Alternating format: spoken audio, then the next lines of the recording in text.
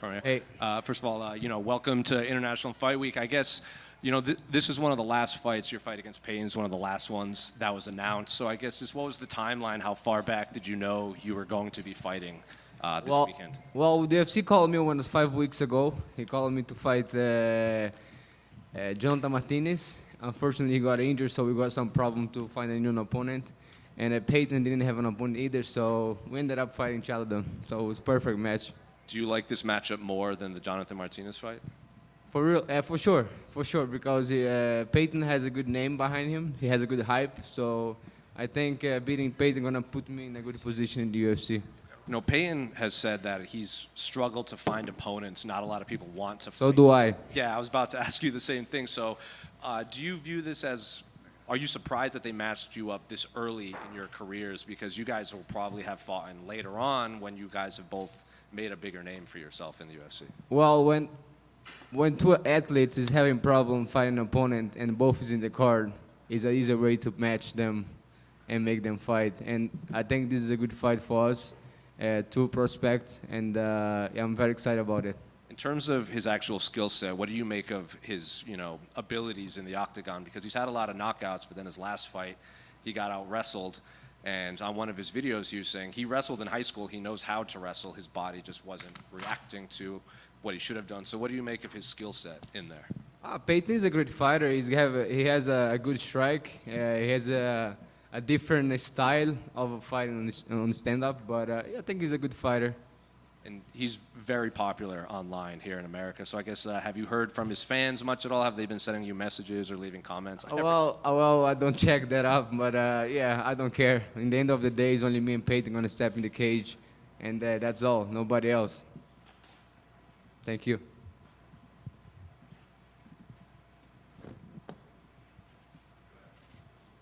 Yeah, Felipe over here. Hey. You're a former Octagon MMA champion. What do you make of Octagon's recent success with their big stadium shows? Octagon is a great event. It's one of the it's the biggest in Europe, and I was very grateful for the opportunity that they gave me.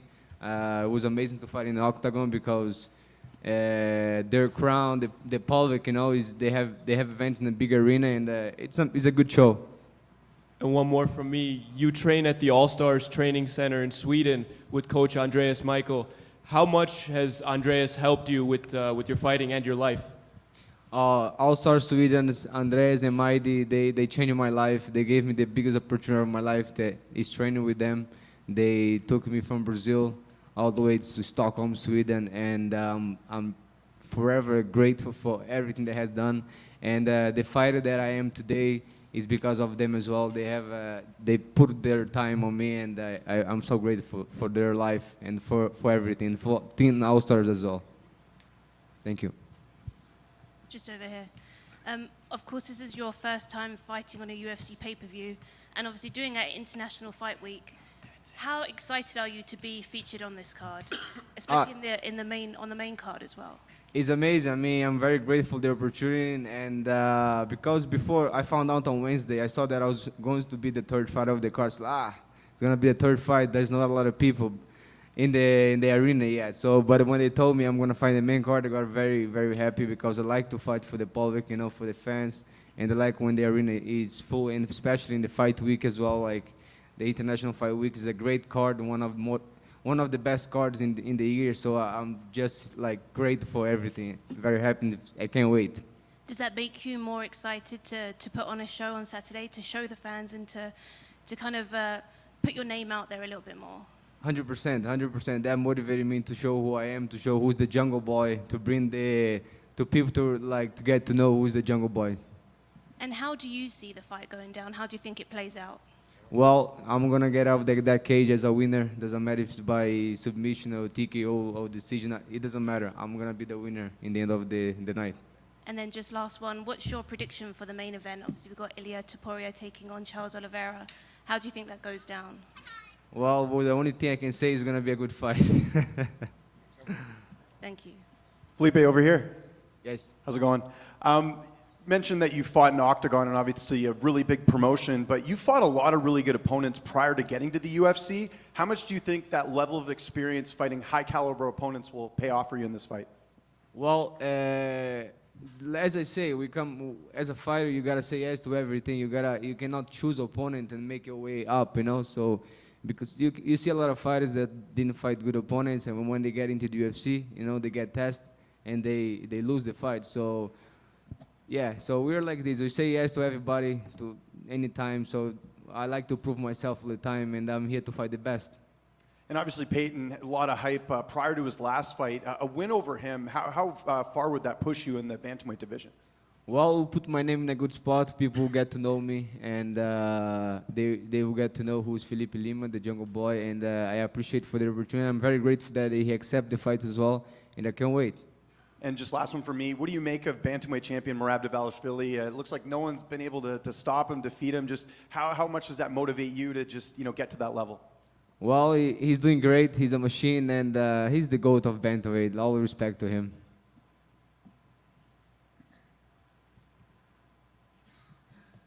Thank you, guys.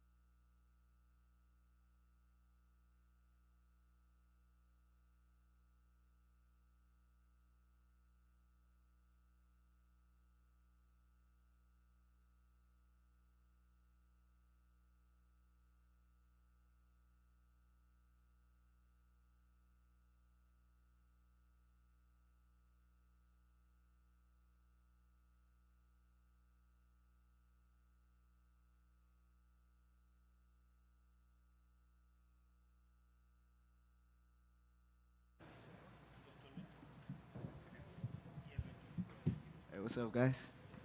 What's up, Josh? Front right here. Hey. I feel like we just did this just a couple weeks ago. So I guess just how's life been in this short window from fighting in Newark to now fighting on the main card of International Fight Week?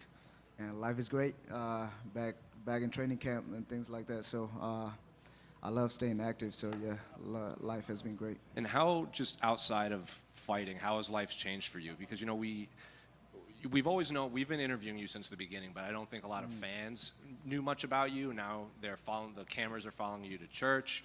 They're following you around for Embedded. I saw you yesterday doing stuff with ESPN. So how's life changed for you outside of fighting? I don't really know yet because I'm back in camp already. So you know what I mean. I don't really go outside like that. So maybe after this fight, I feel the different. Do you prefer fights like this, because I'm sure you would want a full camp for Brandon, but you don't have to dwell on him for 8-9 weeks. You don't have to do rounds and rounds of media. You just get to show up, cut weight, and fight. Do you prefer these short notice fights for a fight like this, or would you have preferred a full camp? I mean, like I said, it's not a short notice, I would say, because 3 weeks is plenty of time. And like I said, shout out to him for giving me a chance to fight with him. So you know what I mean. But yeah, the media work. You know what I mean. I rather do this. Yeah. Kai Kara France and Brandon said that maybe fans would be more excited for your fight against Brandon Royval than the original Manel Kopp fight, just because of you've been so active and you've been so exciting as Royval called you probably the most exciting flyweight in the UFC right now. So do you think that your matchup is going to generate more interest than the Manel Kape fight? Yes, I think so. Yeah, you know what I mean. Just because our fighting styles is, don't get me wrong, Manel's a great fighter, but you know the thing that I bring is it's a little different. You know what I mean. So the pressure, two pressure fighters gonna fight in the middle of the cage. So it's gonna be great for the fans. And have you, last one for me, have you looked ahead? I know you have Brandon on Saturday, but like if you beat him, like after that, it's title shots, main events, 5-round fights for you. Have you allowed yourself to kind of envision that, or is just life isn't past Saturday for you? I mean, after I beat him, I'm gonna get the title for sure. So yes. Yeah, right. Good confidence. You've entered MMA at a time where this game's sort of changing. There's now like more fighters than ever, more events than ever, and it's harder for younger guys to start standing out for fans. One of the ways to do that is to remain more active. Is that something you're aware of and something that you want to do to make your name grow bigger faster than some of these other guys? Yeah, it's also that, you know what I mean, keeping my name out there. And the second thing is that, like, when you stay active, you just get better each and every time. So, you know what I mean, I just want to get better. And then I'm not going to be young forever. So, you know, I want to get this done when I'm young. I mean, you're talking about title fights already, and you just acknowledge that you're young. Is part of you not thinking maybe, oh, we'll start growing, and when I'm ready, I'm ready? Or do you really, truly feel ready for that belt right now? Yes, if they call me today, I'm ready. Love that. Yes, sir.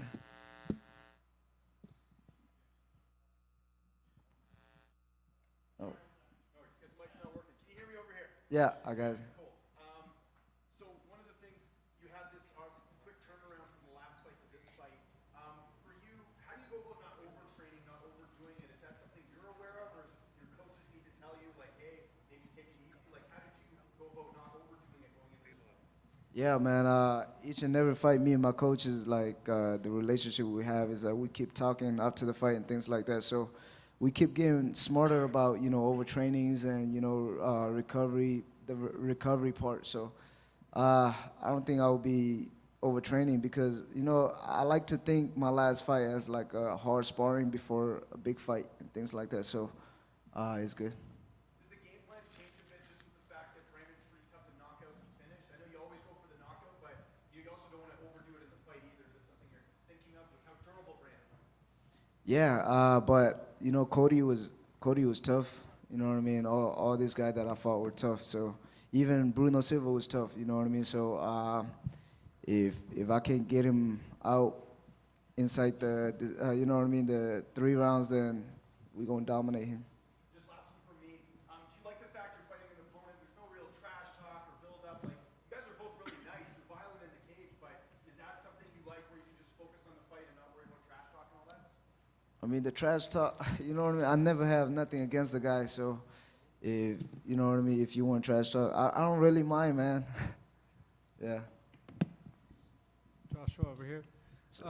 You know, when you have a dominant champion like Pantoja, people talk about like the whole division is watching him, the whole division is trying to find those holes in his game. Do you feel like, you know, you've been one of those guys doing that when he fights every time, you know, out, that you're getting more and more information to beat him? And do you feel like the whole division is doing that because he's been on top for so long? I don't know. When I watch his fight, I just watch his fight. I didn't study him like that, you know, just because I like to focus on one fight at a time. So, you know, when I get to fight him, that's when I will study him. Thank you. Over here. Josh, a lot of people find it unfair that the champion Pantoja is pound for pound ranked number 10. Do you think he should be ranked higher? Definitely. You know, what he done in the division is just crazy. You know what I mean? I think he should be a little higher than that. Here, over here, Josh. You're currently leading the flyweight division for most significant strikes landed per 15 minutes. How do you keep that pace up against a guy like Royval with great cardio? I don't know. I'm going to have to see in the cage, you know. What you see on TV versus what you really see in the cage is a little different. Joshua, just over here. You said you feel like you're ready for the title. Do you think Pantoja retains the title this weekend? How do you feel that title fight goes down? you know, if he stay champions and I get to fight him, that would be ideally, right? But I think this fight against Kai versus him is 50-50, you know what I mean? So whoever win the fight, they're gonna have to see me. So How do you feel you match up with either of them? you say what? How do you feel that you match up with Pantoja or Kai? I haven't studied them, so you know I gotta get past Royval, and then we gonna do the study. And do you feel it's important to put on a standout win this Saturday to be able to call for that title shot? Yes, definitely. And last one, can I get a prediction for the main event? How do you think that goes down? I like both of them, but I think Ilia get it done. Thank you. Josh, just one for me, brother. I don't know if this one's been asked yet, but are you going to be weighing in at championship weight this weekend? Because like we've seen stranger things in the past. You know, if somebody was to fall out, not only could you jump to that title shot, but you could have the opportunity to tie John Jones's record as being the youngest champion ever in the UFC. Yeah. Yeah, I'm definitely gonna make 125 for sure. Yes, sir. Hey, Josh. Right here. Good morning, Josh. You're one of the biggest prospects right now in the division. You are becoming slowly a fan favorite. What do you think about all the progress you've made so far? The progress? I like the progress that I made, you know what I mean? I feel like we just keep getting better each and every fight after each and every fight. So shout out to my teammate and my coaches for, you know, guiding me the right way. And obviously you're just days away from possibly your biggest fight in your career. I wanted to ask you, how do you feel about this opportunity and the fact that you are part of the international fight with here in Las Vegas?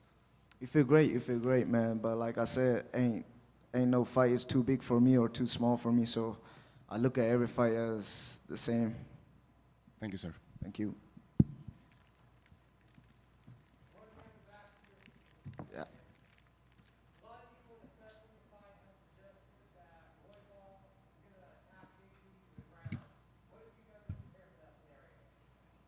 Like I said, if we go to the ground, then Josh Van submit Brendan Royval.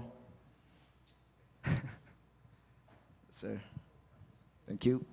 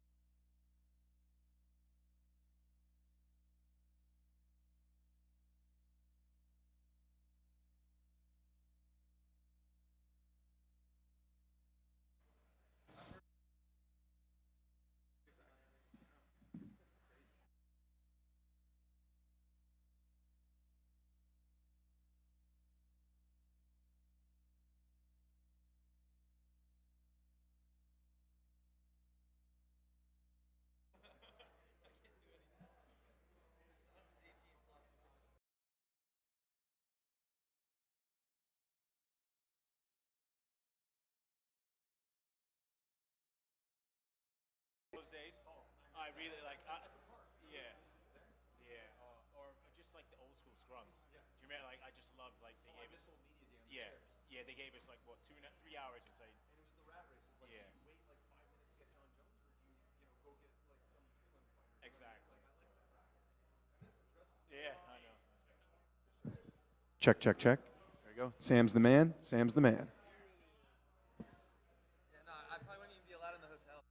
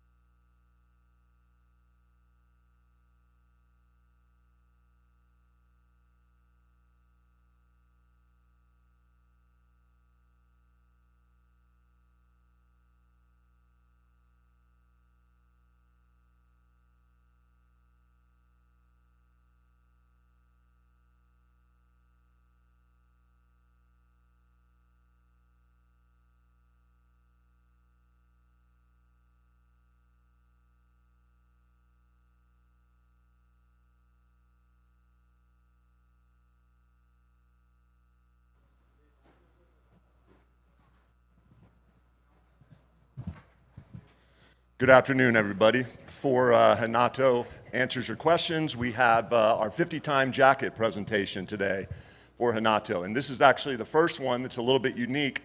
We are now sponsored by Thorne Nutrition, the UFC's official supplement partner, in a program known as Clean Athletes presented by Thorne. And I think that's significant of the success of the program. And frankly, when we started, the only people we cared about, and still do, is the athlete. Are they receptive to this? Is this a good thing for them? And I think overwhelmingly we've seen that to be the case. But now we have other outside entities saying, hey, we want to be part of this too. So we're real proud to do it.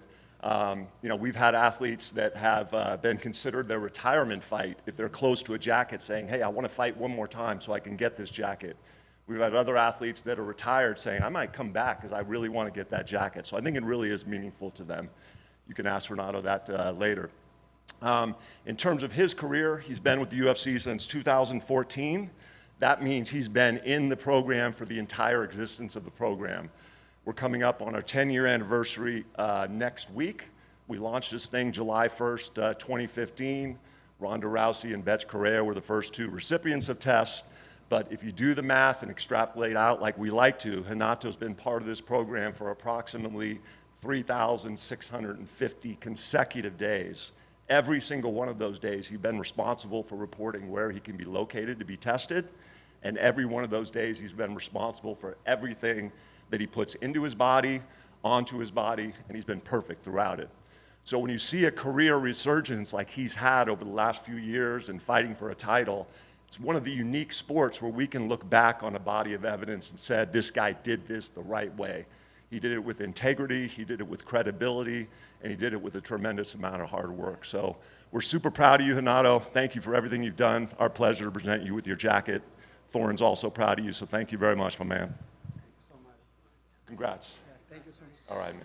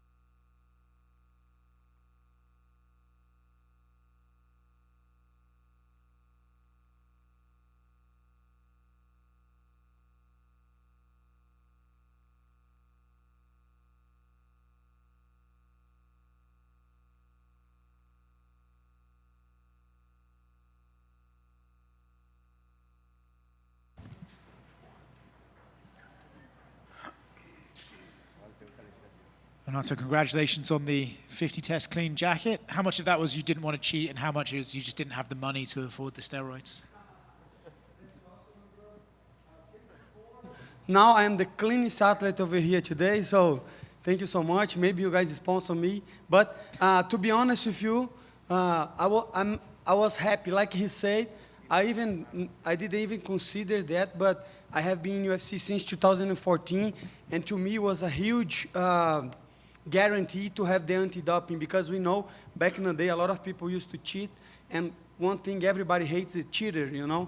So I'm happy with the program, I'm happy with UFC, and that's awesome. Thank you so much. You mentioned being in the UFC since 2014, and yet for some reason in this fight with Beneil, everyone looks at you as the younger up-and-coming guy, and he's this old veteran that you need to get rid of. Because I'm young on my mind. Is it strange to prepare to fight a guy, fight against someone else, and then have to go back to the gym and prepare for the same guy that you were originally going to fight? Not really, because in the end of the day, I use the same training partners, I use the same system, but I had more time, and I focus more on my dieting, on my training. So this camp was even better than the last one. Does it benefit you that you both had a camp, but you got to compete and he didn't, or does it benefit him because he didn't have to get into a fight? I don't know, benefit me that I got a lot of money, you know, so I think that's what I want, and that's what I got, you know, and I got this opportunity, and I was happy. And sometimes life throws at you a challenge. I come up short, but now I have the chance to get back, to beat Dariush, and to climb the rankings again. So I'm happy. In a way, it's obviously the fight with Islam didn't go your way, right? But in a way, this is the best case scenario because now he's moved up. It's not like you've got a loss to the existing champion. So do you feel a bit revitalized that your opportunity at a belt might come sooner than you would have had it should he have stayed?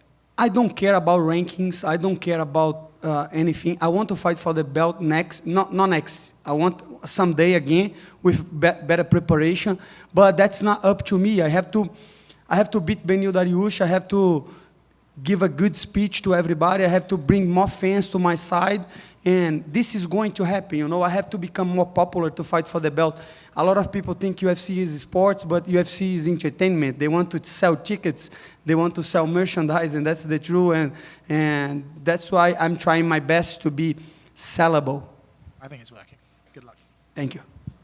Does your jacket say Money Moicano, not Renato? My jacket say Money Moicano. That's awesome.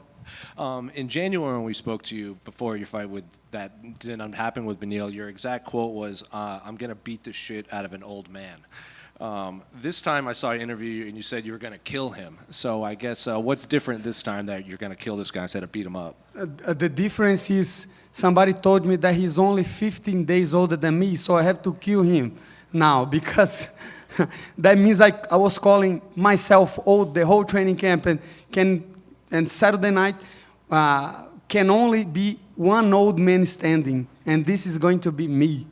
Has it felt like, you said this camp was better than the last one, but has it felt like one long camp to you, considering you've been preparing for the same guy for like 8-9 months? Not really, because after the fight, I took a little time off and I focused on my social media, especially on my Portuguese channel, Shootout. Faz o M aí, galera do YouTube. So I focus a lot on my social media and grow a lot, especially my YouTube in Portuguese. I was doing podcasts and doing stuff. I was open a gym. I was focused and I was doing other stuff than fighting. And then I get back to training. And then I had a good training camp. So it was not like 9 months just thinking about I have to beat this old man Dariush. No, it was good. And obviously, the main event on Saturday is your weight class for the vacant title. There's a lot of argument over who should get the shot after that. Should it be Arman again? Should it be Gaethje? Should they do Patty, Ilia? Obviously, you want to make a statement, but who do you think is the close? Because you said it's not about rankings, it's about popularity at this point. Who do you think deserves the shot after Saturday's main event? I think if Topuria wins, they're gonna put Patty, because that's going to be a big fight. Even though Patty don't deserve, it's like you say, it's entertainment, he sells, people like him, and he is a better fighter than I thought. He did good against Chandler. That means or Chandler sucks, or Padler is very good. We're about to find out, because I think Topuria gonna smoke Patty if they fight. That's gonna be an easy money, but it is what it is, you know. I think if we have merit on the sport, I would like to see Arman Tsarukyan, because he is the number one contender. But like I say, this is not a sport. This is a sport, but more they want to sell tickets, and rankings really doesn't matter. Well, I think Arman's weighing in as the backup for Saturday anyway. So do you think that means like he's most logically next, especially if Charles wins, he has that win over Charles already? No, I just think like if something happened, they don't want to give me money again, you know. They say, hey, put Arman Tsarukyan. This guy is already got good money, so I don't want to pay him again. Renato, who do you have winning in the main event? Unfortunately, Topuria. I'm saying that with a broken heart. You know, I'm a huge Charles Oliveira fan. I wish this guy could speak English so you guys can see the emotion, the connection that he has with the fans, especially being from a very poor background. You know, the way he communicates himself in Portuguese is amazing. I am a fan, but Topuria beat two of legends on his previous fight, you know. He beat Volkanovski, that you can arguably tell that on the first fight, Volkanovski did very good. And then Max Holloway, and Max Holloway just knocked Gaethje. So Topuria is very, very dangerous, very, very dangerous. What were your thoughts on Islam moving up to welterweight? And, you know, since you've been in there and fought him, how much success do you think he's going to have at welterweight? I think he's going to have success against JDM. I'm not so sure, but I think he did the right thing, you know, move up, try to get 2 belts, and then stop, like Khabib did, you know. If you keep fighting enough, you're going to lose. We saw that with Anderson Silva. I don't know, maybe some people here are younger than me, and they didn't even see the Spider fighting, but when Anderson Silva was fighting, was like legendary. Everybody, he was undisputed, the best fighter of all times, and then he lost, and then everybody forget about him. So if you want to keep your legacy, you should fight, and then try to fight for another belt, and then retire. Do like Khabib, because I remember Jose Aldo, I remember so much fighters that they lost on the end of their careers, and then kind of the legacy were ruined. So I think Makhachev is doing what he was supposed to do. I think he beat GDM, and then if Topuria wins, he get back and fight Topuria, and I think that's a good career. And last one for me, I think the most interesting aspect of this weekend's fight with you and Beneil is the ground game. Both you guys have very good jiu-jitsu. Who, in your mind, has the better jiu-jitsu between the two of you? I think that's a good question. That's a very good question. I think Beneil Dariush has a better ground game than me, so he has a better guard, and I think I have better jiu-jitsu game on the top. You know, if I can put him down, I will do like Benoit Saint-Denis. I'm gonna use my elbows, you know, but if he put me on the ground, that's going to be trouble. Here, Renato. Here. Good afternoon. Here, Renato. Talking about your YouTube channel that you said recently, we could see you training with your ATT training partner, Mateus Gamrot, which has an amazing display of wrestling and is also a former opponent of Beneil Dariush. We've been talking also about wrestling and jiu-jitsu. Do you think that the key in order to get the win this Saturday is your wrestling and your jiu-jitsu, or do you think that the fact that both of you are great grapplers are going to strike more? I think it's going to be a very interesting fight, looking like analysts, you know, because we both have good jiu-jitsu game, like you say. We both suck at wrestling. We're not good at wrestling. And we both are, like, it's kind of different, you know. I think I am a sharper and better striker than him, and I think he got more power on his left hand and on the hooks. So it's going to be a fun fight. I don't know what's going to happen. This is MMA. Everything that I think about a fight, it happens on all the way, but I'm ready for whatever happens. Thank you. Thank you. Renato right here in the back. Renato, you're one of the favorite personalities for a lot of the fans. Outside of maybe your friends and teammates, is there a fighter on the microphone that you really like to listen to? I used to love Chalsone. I know some people don't like him, especially Brazilians. Me, myself, I hated him. I remember in 2013 or 12, something like that, I was a kid, I was not in UFC, and then I was almost asking my friends to give me money so I could go to the UFC Rio, so I could sucker punch him. I wanted to, although I know this guy gonna beat me, but I'm gonna punch him and gonna run. And now I like him because the stuff, because I know that's a character, you know, that's not what he really believes. He was just trying to draw attention, and not only draw attention, because draw attention is easy, but to be smart with the mic is very hard. And I remember after the interviews, the stuff that he said, he's a fucking genius. Not on YouTube though, on YouTube he sucks. Oh my gosh. In January at the press conference, I think most people would agree you stole the show, and that was a big part of why the UFC also wanted you to main event when Arman pulled out. Do you have anything planned for this Thursday? You get another press conference again with Beneil. Do you have any big plans? Not really. I was surprised on the last press conference because everybody was calling money. So right now, UFC, you see, I'm a popular guy. We need to raise more money for Moicano. But jokes aside, I never think on what I'm going to say. You know, I just have a lot of stuff on my head, and when people ask, I talk. Are you going to be throwing out any more fake money at the weigh-ins? No more fake money. Now I will throw real money. So prepare for the $100, bro. Let's go. Renato, right here. Before your loss to Makhachev, you were on a four-fight win streak, including that great performance in Paris against Beneil Saint-Denis. What version of Renato Moicano can the fans expect to see this Saturday?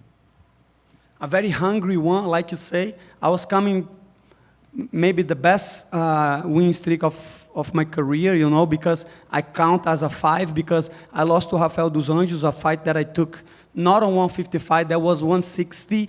So I had like 4 win streaks with 4 submissions or knockout stoppages. So I was going good. But then they call me 24 hours and they say, hey, you're going to fight to the best fighter in the world. Say, okay, and I lost. I come up short, but I still got it. I still want to be on the top. I still want more money. So you guys can expect somebody that wants to climb the rankings and get more money. Thank you. Hey, Renato, I saw you recently opened up your gym, Kingdom Martial Arts. How has the first month been, and have you learned anything new about martial arts by seeing it from a different perspective? Brother, I would say thank you for the question, but I knew you had asked the question. But thank you so much, no matter what. And I just opened a gym in Florida, so if you guys can check it out, Kingdom Martial Arts, especially for kids, you know. We have anti-bullying program. We want your kids to be very safe and to be very confident on yourself and help the community. So if you are in South Florida, Kingdom Martial Arts, BJJ, MMA, Jiu-Jitsu, and kickboxing for kids and for adults too, you know. I don't want people that want to be fighters. I want people to be better citizens and to have a good workout, okay? So check it out, Kingdom Martial Arts. Thank you so much, Jake. Renato over here. After UFC 311, your teammate Grant Dawson, he told me a funny story about you. He said you were talking about Joaquin Buckley and he approached you and you said you don't speak English. Could you elaborate on that story? Yes, at the time, like last year, I was in the International Fight Week, and it was me and Gilbert talking, and back in the day, Joaquin Buckley wanted to fight Gilbert, and then he approached me, and he started to speak in English, and I didn't understand a lot, but I say, hey, sorry, my English is not that good, and he say, hey, I watch your fucking podcast every week, my brother, don't come up with that shit, I know you speak in English. But then I say, man, this guy wants to fight Gilbert, and Gilbert is my friend, so I said, no, I don't speak in English. Thank you so much, guys.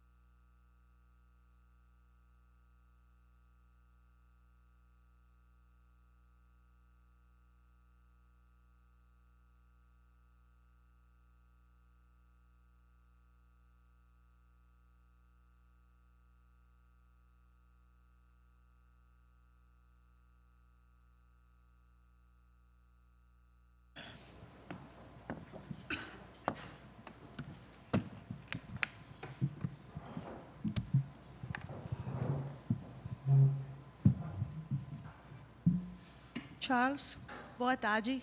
Boa tarde, Charles. Você disse que hoje não luta mais para provar algo, mas por amor próprio.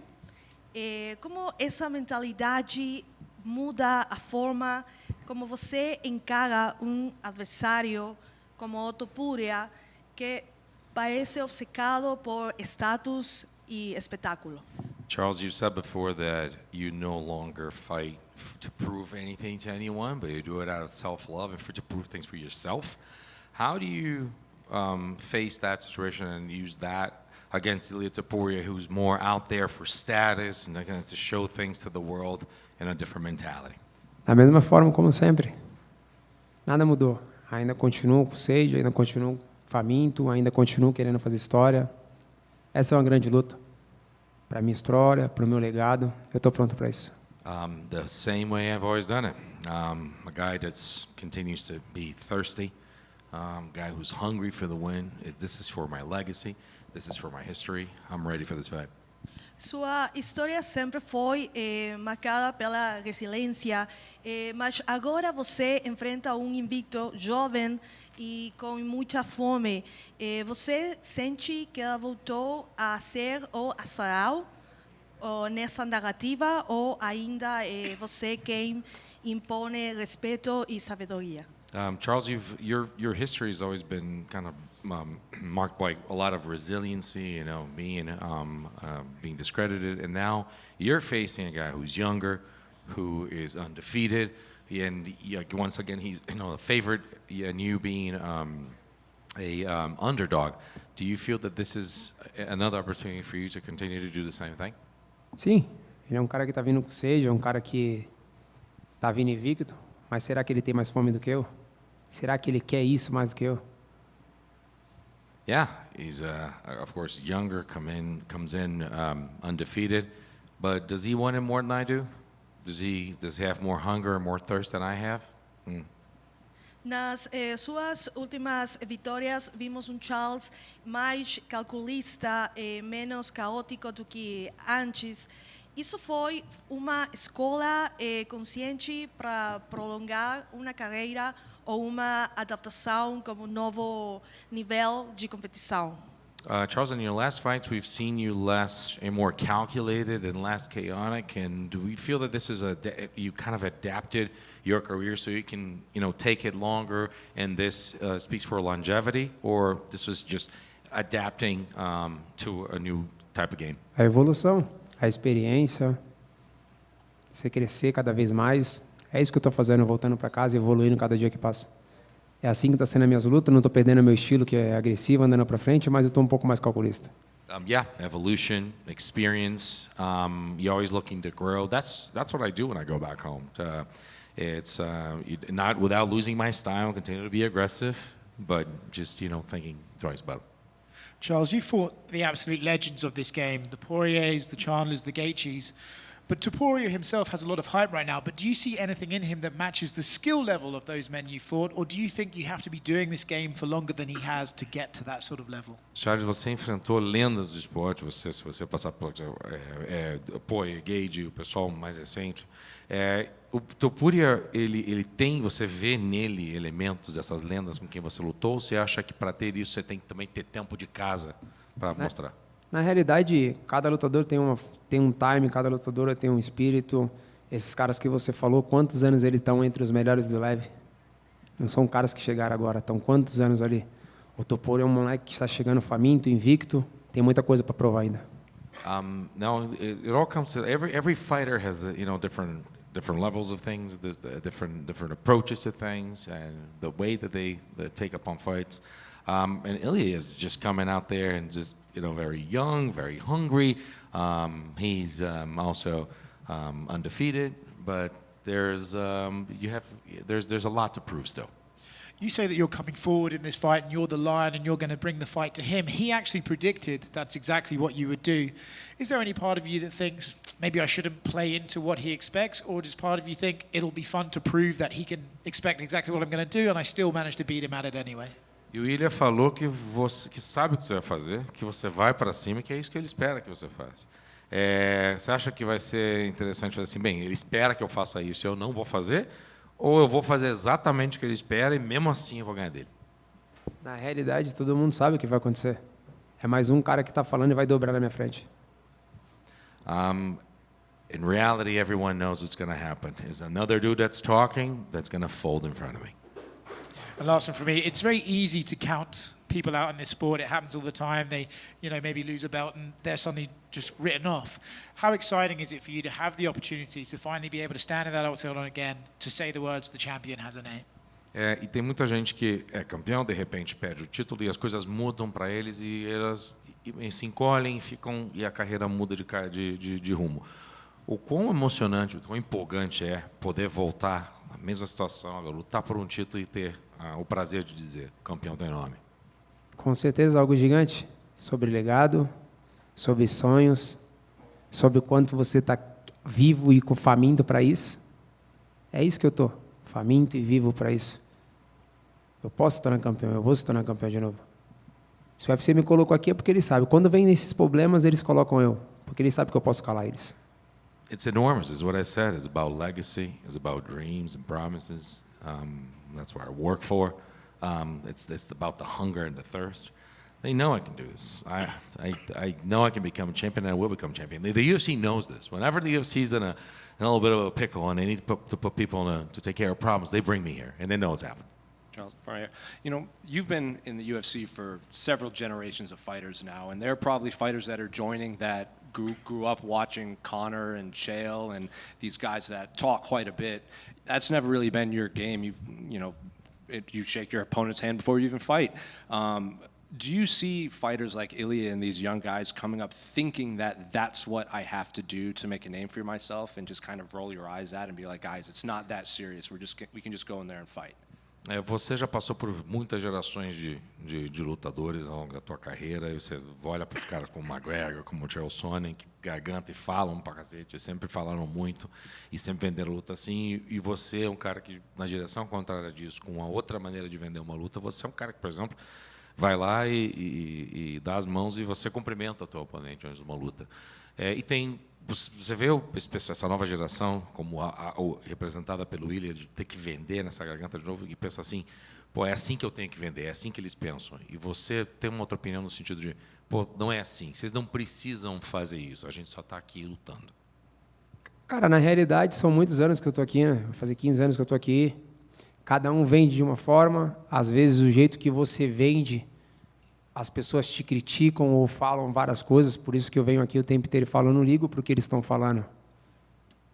Porque, na realidade, às vezes pode ser porque esteja vendendo uma luta, querendo fazer com que a gente ganhe mais dinheiro. É importante, porque eu também estou ganhando esse dinheiro. Mas eu não consigo vender dessa forma, falando, xingando, criticando. Eu vendo da mesma forma que eu sempre vendi minha luta, dessa mesma forma, mas faz parte, cada um vende de uma forma.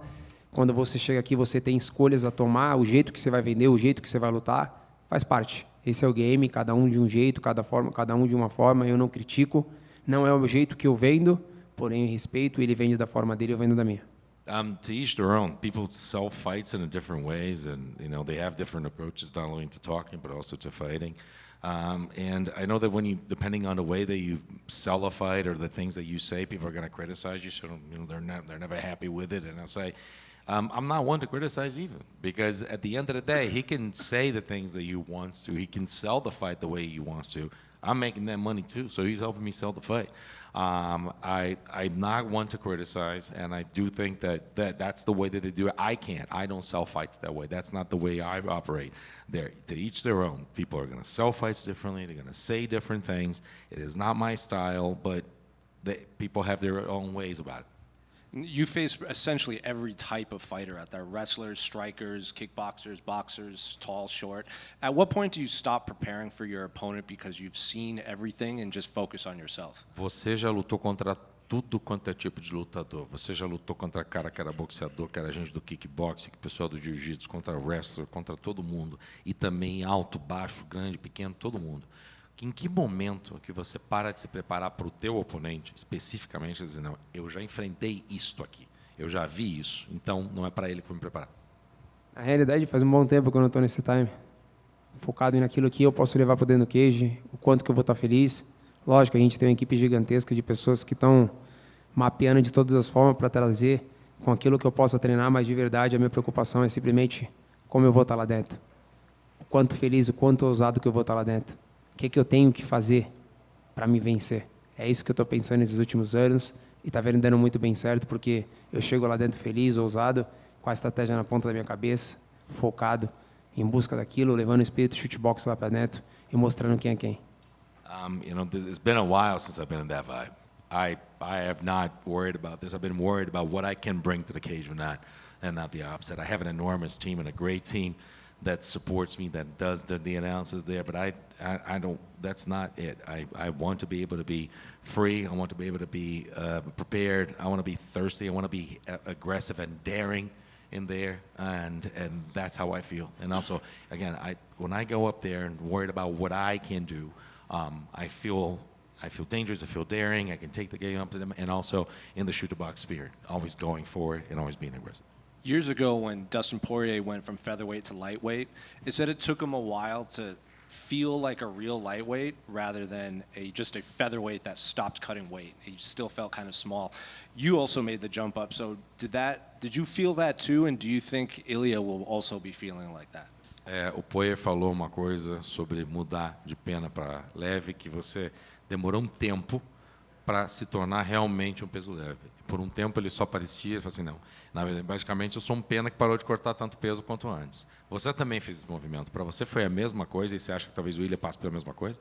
Eu acho que cada um é de uma forma, cada corpo é de um jeito. Eu demorei um pouco, eu posso falar de mim, eu demorei um pouco para me adaptar, para entender isso. Parecia que quando os caras me batiam, eles batiam muito mais forte do que eu. Quando eu agarrava, eles tinham muito mais força do que eu. Então eu demorei um pouco para me adaptar. Acho que faz parte daquilo que você muda, demora um tempo para você se adaptar. To each your own on that one as well. For me, it took a while to do it. It took me a while to adapt. When I was hitting them, nothing was happening. When they're coming to you, they seem stronger. So to each their own. It takes a while. It's what you're doing and the preparation that you do to actually get to that point. But each person has a different adapting time. It took me a while to actually adapt and feel like a lightweight. And then just last one for me. I know you just want to win the belt in general, but there was that point, I think it was in the countdown, when your wife was saying, you already won a belt for your daughter, and you promised your new son you would win a belt for him. How much are you thinking about that, or is that something you have to put out of your minds, just kind of focused on the task in front of you? A última pergunta do você já ganhou um título, você já tinha prometido isso para a Tyler, daí durante o momento no countdown as pessoas conseguiram ver isso porque já está na mídia, a tua esposa fala com você, você promete pro Dom que eu vou ser campeão, que o papai vai ser campeão de novo. Você tira isso da tua cabeça um pouquinho porque traz um pouco de pressão, ou isso você mantém isso na tua cabeça para essa promessa? Não tem pressão nenhuma. Promessas não tem pressão. Quando você tem fé, as coisas acontecem. Estou para ver um cara que tem mais fé do que eu. Tudo aquilo que eu prometi, Deus me abençoe e eu fui lá e cumpri. Eu tenho uma promessa na minha vida. Eu vou se tornar campeão mais uma vez. Está chegando o dia. Escuta bem o que eu estou dizendo. Meu braço vai ser levantado. Eu vou se tornar campeão. There's no pressure. When there's a promise, there's no pressure. When there's faith, there's no pressure in promises. And you ain't gonna see a guy that has more faith than I do. There's no pressure whatsoever, and I know that the day is coming that I'm going to be a champion. And the day is coming right now. Listen to what I'm saying. I'm going to become a champion again, and the day is about to come. Charles down here, to your left here. This weekend, many people are billing this as the potential coronation of a new face of the UFC, and that face of the UFC being Ilia Topuria. How satisfying would it be to not only reclaim the title, but to upset the apple cart and stop Topuria from becoming the quote-unquote face of the promotion? Essa semana, muitos pensam que essa oportunidade do UFC de coroar um novo ídolo, uma estrela global, um novo talento como Ilia Topuria. O quão satisfatório seria não somente ser campeão mais uma vez, mas também parar todo esse hype, dizer, não, aqui tem, a história é outra. Cara, na realidade, todos esses que chegaram com esse hype gigantesco, eles voltaram para trás. Todos esses que chegaram falando um monte de coisa, quando trombaram de frente, andaram para trás. Então, assim, o que falam, o que pensam, o que acham, para mim não faz diferença nenhuma. Essa é a real. Respeito todos, respeito tudo que vem falando, tenho 2 ouvidos para escutar todas as coisas, aquilo que é bom ensomado e guardar para mim, guardo, aquilo que é ruim, deixar sair. Mas para mim não faz diferença nenhuma. They always said, every single one of them, they always said it when they came in, they came right back. I mean, they just bounced off me. I mean, when we faced each other, when we clashed, They came out on the losing end. I respect them all. They say what you want to say. I got 2 years, so I can, hear that and I listen. I take in everything that I feel that it adds to what maybe I think, and it's positive. Then I keep it, but I got 2 years, so it can come out the other way. It doesn't matter. It doesn't matter to me what people say. They're gonna say what they're gonna say, and I'm gonna be the same. And you've had some great wins in your career over the likes of Poirier and Gaethje. Where would you rank a win over Topuria in the list of victories that you had in your career? E você já teve grandes vitórias na tua carreira. Foi falado aqui das vitórias contra o Poirier e contra o Gaethje. Em que lugar você colocaria uma vitória contra o Ilia Topuria? Com certeza, na primeira agora. O que passou, passou. O que já foi, já foi. A gente tem que pensar uma coisa de cada vez e eu foco completamente agora. Eu quero vencer agora, eu vou vencer agora. For sure, it'll be first.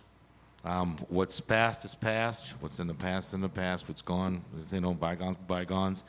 A win, you have to think of the now, and a win against Ilia Topuria would make it the best one. Thank you. Thank you, sir. Yeah, sure. Charles, obviously we've seen Topuria's stand up on display with his last couple knockout wins, but he has a very good ground game. We saw him use his jiu-jitsu earlier in his career. As someone who's superior at jiu-jitsu, how do you rate his ground game when preparing for this fight? Obviamente, a gente já viu o jogo em pé do Topuria, especialmente com os knockouts que ele teve no UFC.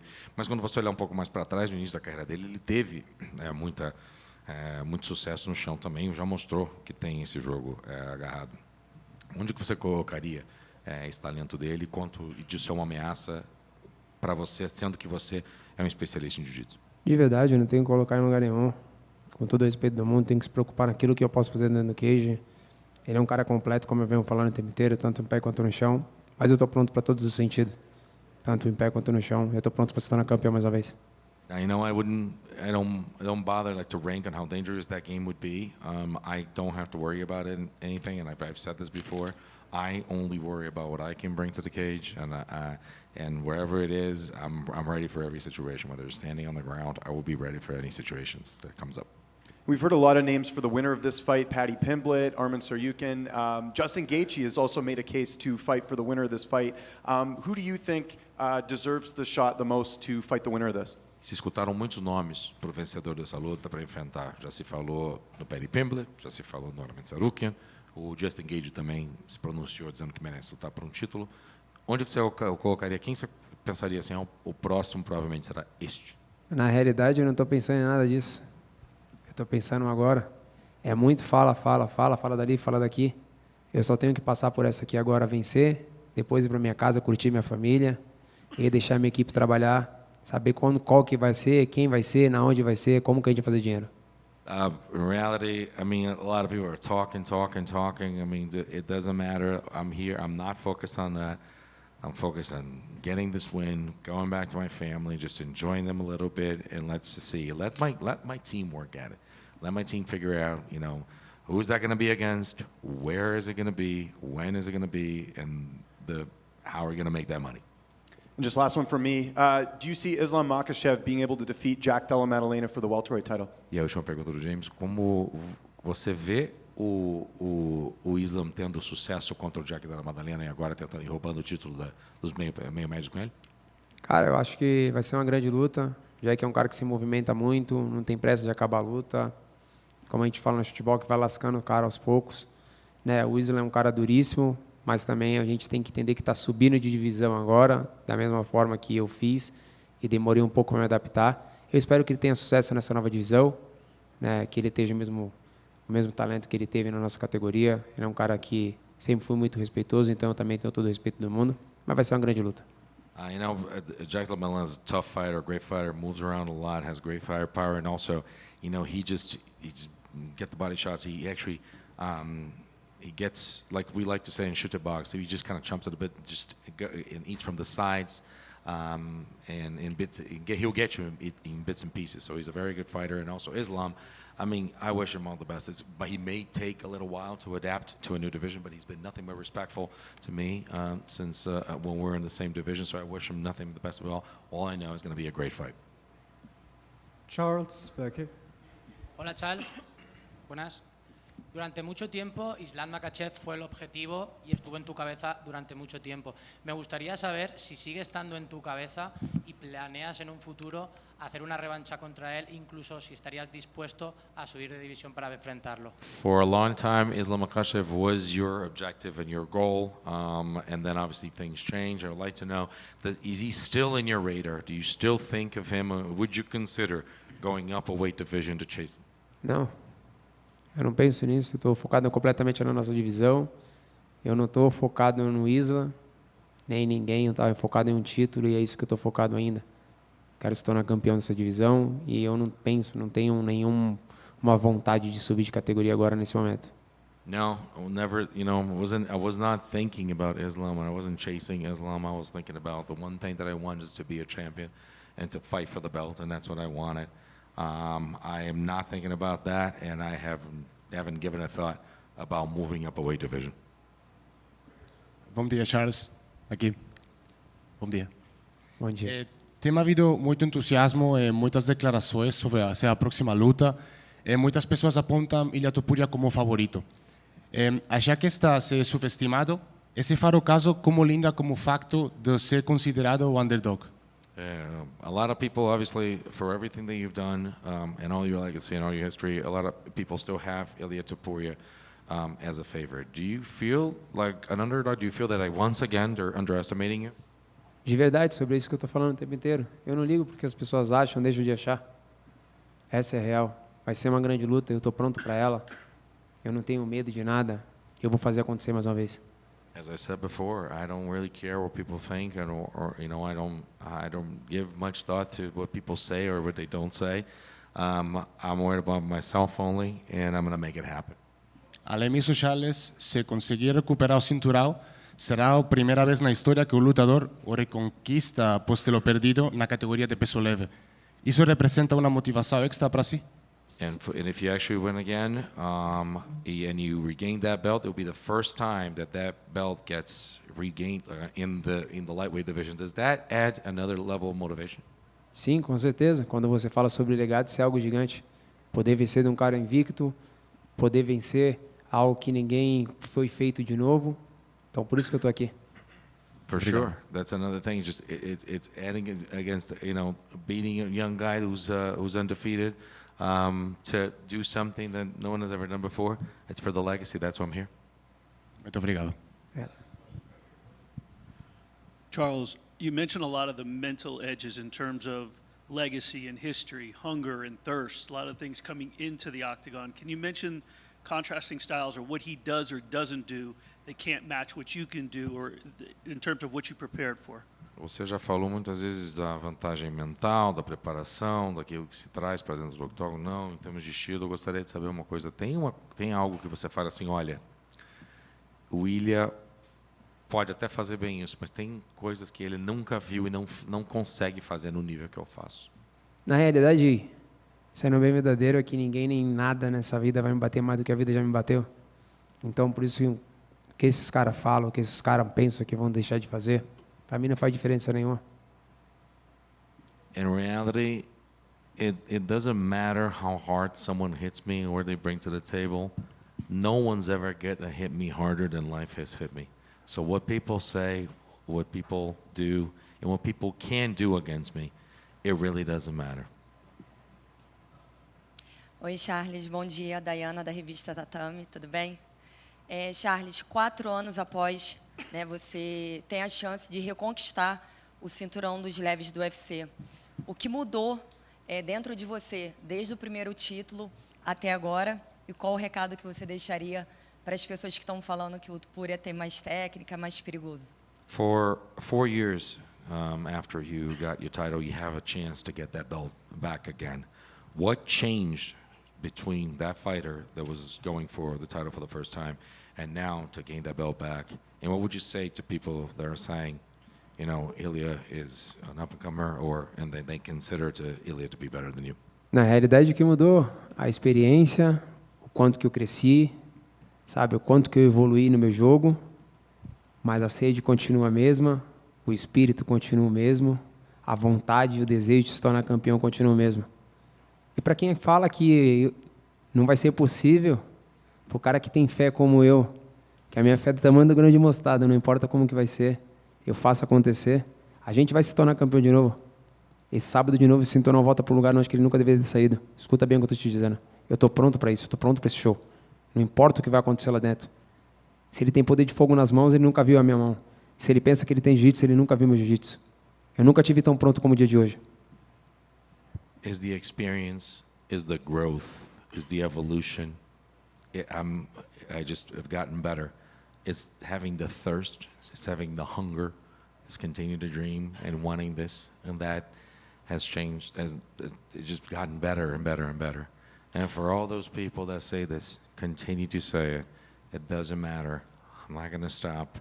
And you can say whatever you want to say. I'm going to continue to have the hunger, and I have the faith. And I have faith, and it depends on the grain of faith. I have faith that that's going to happen. If he thinks he's got firepower, he hasn't seen my firepower. If he thinks he's got jiu-jitsu, he has not seen my jiu-jitsu. Let me tell you something. Things are going to happen. I'm going to become a champion again.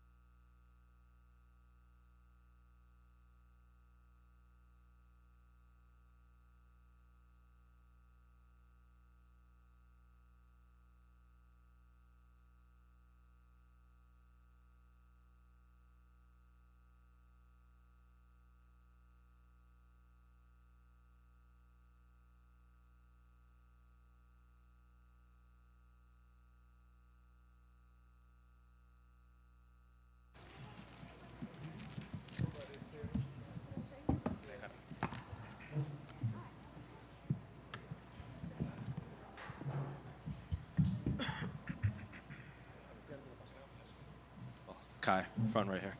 Obviously, it's been a while since we last saw you in here.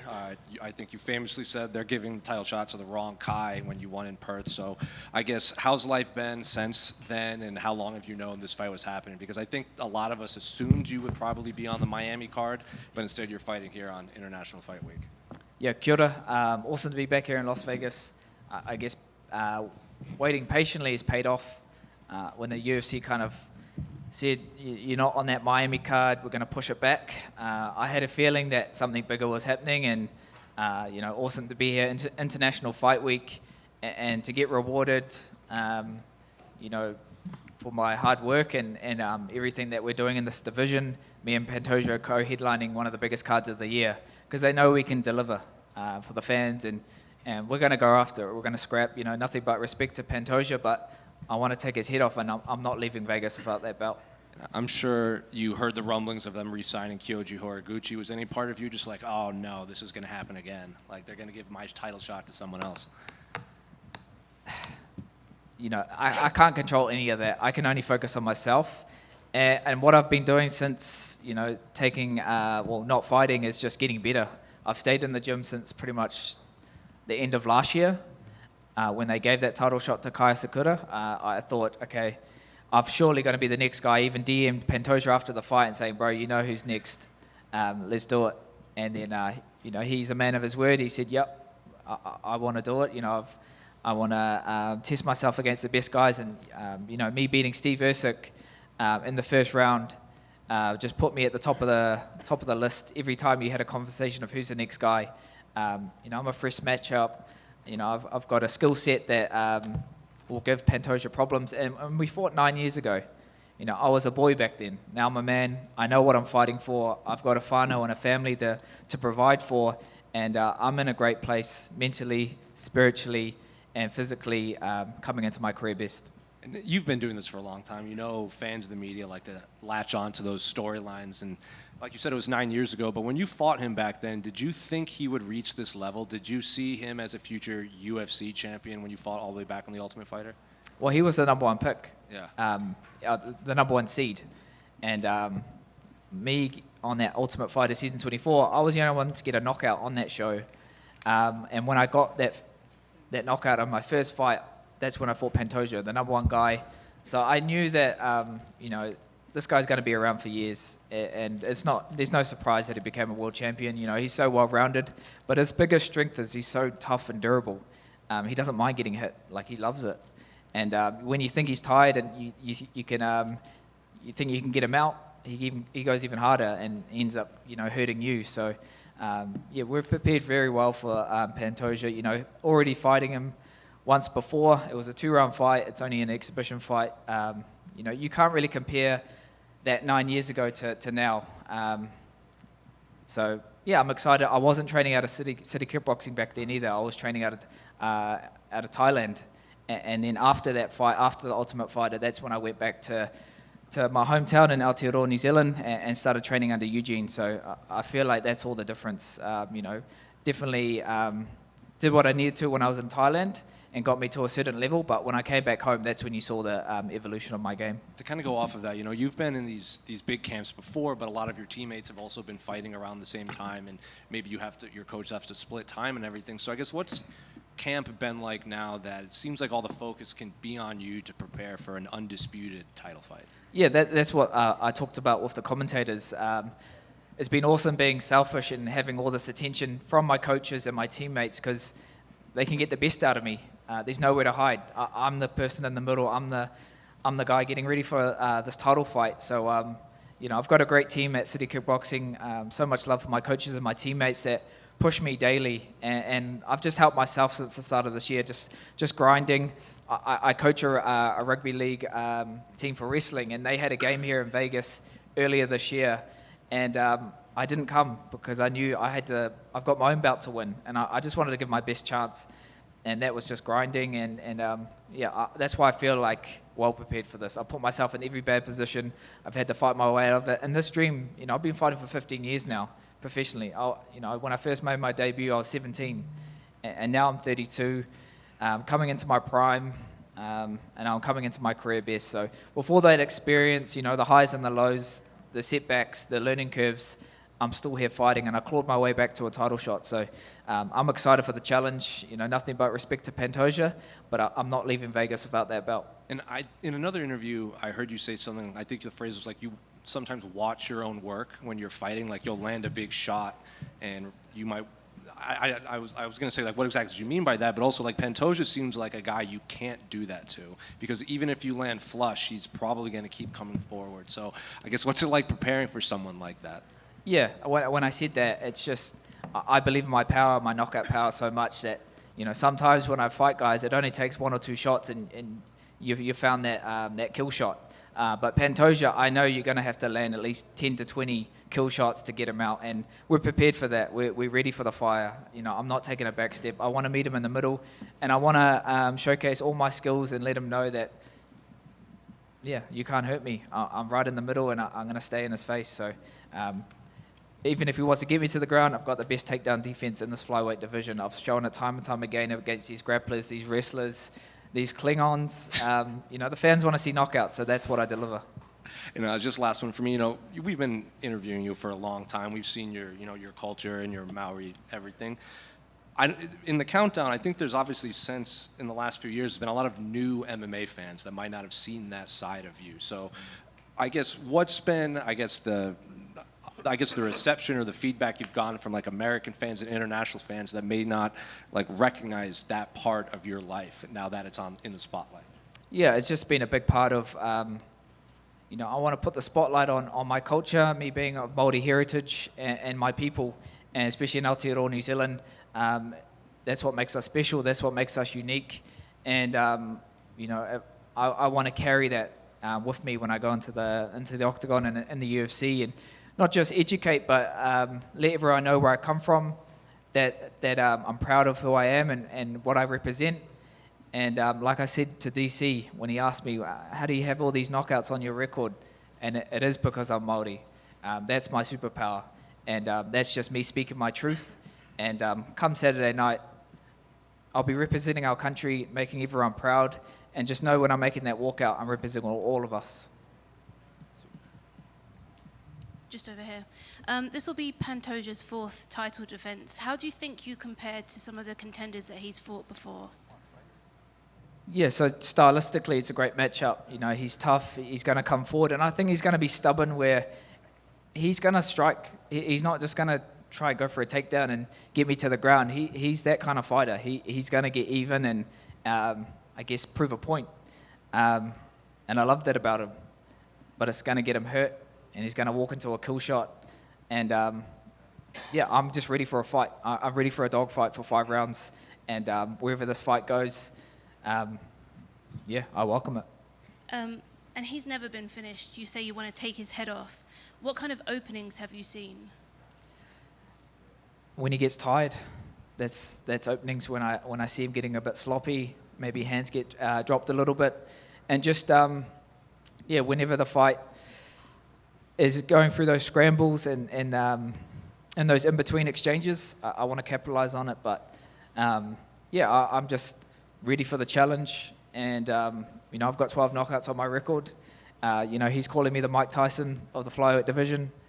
I'm the first Kai Kara France of the flyweight division, so that's the name I'm living up to. And then last one from me, obviously, co-main event on a big card this weekend. What's your prediction for the main event?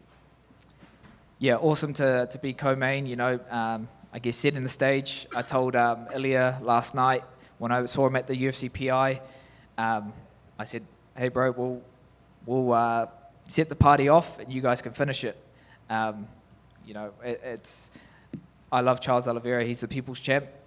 But, you know, just it's Brazil versus us. You know, we're taking on these guys. And yeah, it's just exciting. So I feel like my heart says Charles, but my head says Ilia. You know, he's got one of the best boxing styles in the UFC. You know, pound for pound, one of the heaviest, the hardest hitting fighters in the UFC. So, yeah, I can't really pick, but yeah, there's your answer. Kai back here. Kai, you did an interview talking about growing up as a kid, that you were bullied and the emotional struggles with that. What would young Kai Kara France think of the man up here today about to challenge for the world title? Yeah, just that young, vulnerable, helpless kid that was getting picked on for being the smallest in this class.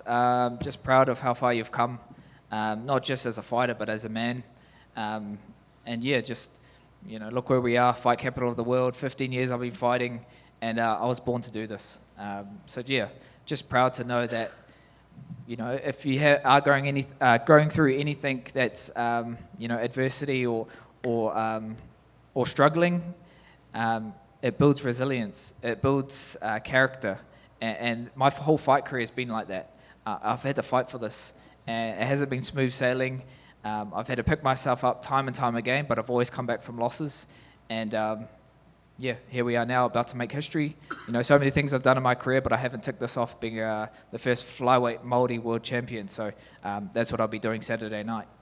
Maybe not every young person will grow up to be a professional fighter at the highest level, but would you have any advice to any young person maybe going through it like you were once upon a time? Yeah, 100%. To our rangatahi, our young people that are navigating, you know, challenges in their life, just figure out why you're doing something. You know, and it doesn't need to be fighting. It could be whatever passion that is. Figure out why you're doing it. And when things get tough and times get hard, you'll go back on that why, and that will pull you through. So yeah, figure out that why, and you'll have a clear path of where you want to be and where you want to go. Final question. Obviously a longtime teammate and friend of Israel Adesanya, going into the Hall of Fame for his war with Kelvin Gastelum. Can you go back? Do you remember what it was like as his friend and teammate watching that battle play out, and obviously went into the history books as one of the most epic middleweight fights of all time? Yeah, it's been awesome, you know, seeing Izzy's career blossom and the legend that he is, one of the GOATs in the UFC and in the sport. Privileged and honored to be, you know, a friend of his and yeah, just see everything that goes into being a world champion. You know, there's so much hard work that goes into it. So when he fought Gaslam, I remember watching it and just being proud. You know, I knew that he wasn't walking away. He wasn't leaving without that belt. And you know, Calvin Gaslam's a warrior in himself. And yeah, for those guys to just leave it in the ring and in the octagon and give the fans one of the best fights ever. Yeah, it just cemented Izzy's legacy as one of the best. And yeah, just proud of him. Thank you. Kia ora kai, ke konei. Kia ora. Kia ora. First of all, mihi atu ki a koe. I feel like you're here at International Fight Week fighting for a title and you haven't only brought yourself to compete, you've brought people like myself from New Zealand here with you, so nā mihi ki a koe mō tērā. There was a comment earlier about taha Māori and how you've showcased your culture on the world stage and educating somewhat fans on what that culture is to you. I just wanted to ask you though, as a Māori who has really amplified this camp, who he is and where he is from, how much that mana and kaha has really helped you in this fight camp for a title fight. Yeah, this fight's bigger than me. That's what I've channeled this whole camp. And when they asked, what do you want to do for the countdown? You know, I'd already been a part of a kapahaka group, Te Poho o Hine Kahikura, under Jeff and Neti. And, you know, before I had this title fight, I was training just to be around that knowledge, to be around my Māoritanga and to be immersed in ancient protocols that our tupuna would have done going into battle, but also just to be around that. And it's really strengthened my connection, you know, to the whenua, to the land, and just, yeah, everything that embodies me. Before I'm a UFC fighter, I'm myself, I'm kaiwhare, and I'm Māori. So, yeah, this camp's been a lot different. So when the countdown asked, what do we want to do? You know, I still retain that haka that we learned for Te Matatini with the ropu, and I said, this will be my Te Matatini stage, doing it in the cage. And to have all my ropu there, all the tāne, all the men beside me, just showing our culture on this world stage and giving us the spotlight and the platform to do it the right way and do it authentically. And yeah, it worked out perfectly. You know, I had tears in my eyes after I did that first haka, because I knew my tupuna would be very proud of how far I've come, not just as a fighter, but as a tāne, as a man, and I'm proud of where I come from. So I wanted to showcase that for this fight, especially for being a world title, such a special moment. And yeah, it's been awesome to just feed off that modi, that life source, and give it everything. And I'm just here, you know, I can't be anyone but myself, and I'm not speaking to the world, I'm speaking to my people, and that's the only voice that I'm trying to reach, because yeah, it's important to be proud of where you come from and just be unapologetically Māori, and especially in the day and age that we're living in, especially in Aotearoa, with everything going on, there's no better time to stand on your mana and embrace it. Mauri ora, bro. Mauri ora. Kia ora kai, tuatahi ake me mihi ki a koe, e noho nei hei kai whakakanohi i te iwi Māori i a Aotearoa. Ko tahi anake taku pātai ki a koe, kua ara rānei te mata hi taua. Ko ara te mata hi taua. Kia ora, bro. Mauri ora. Cheers.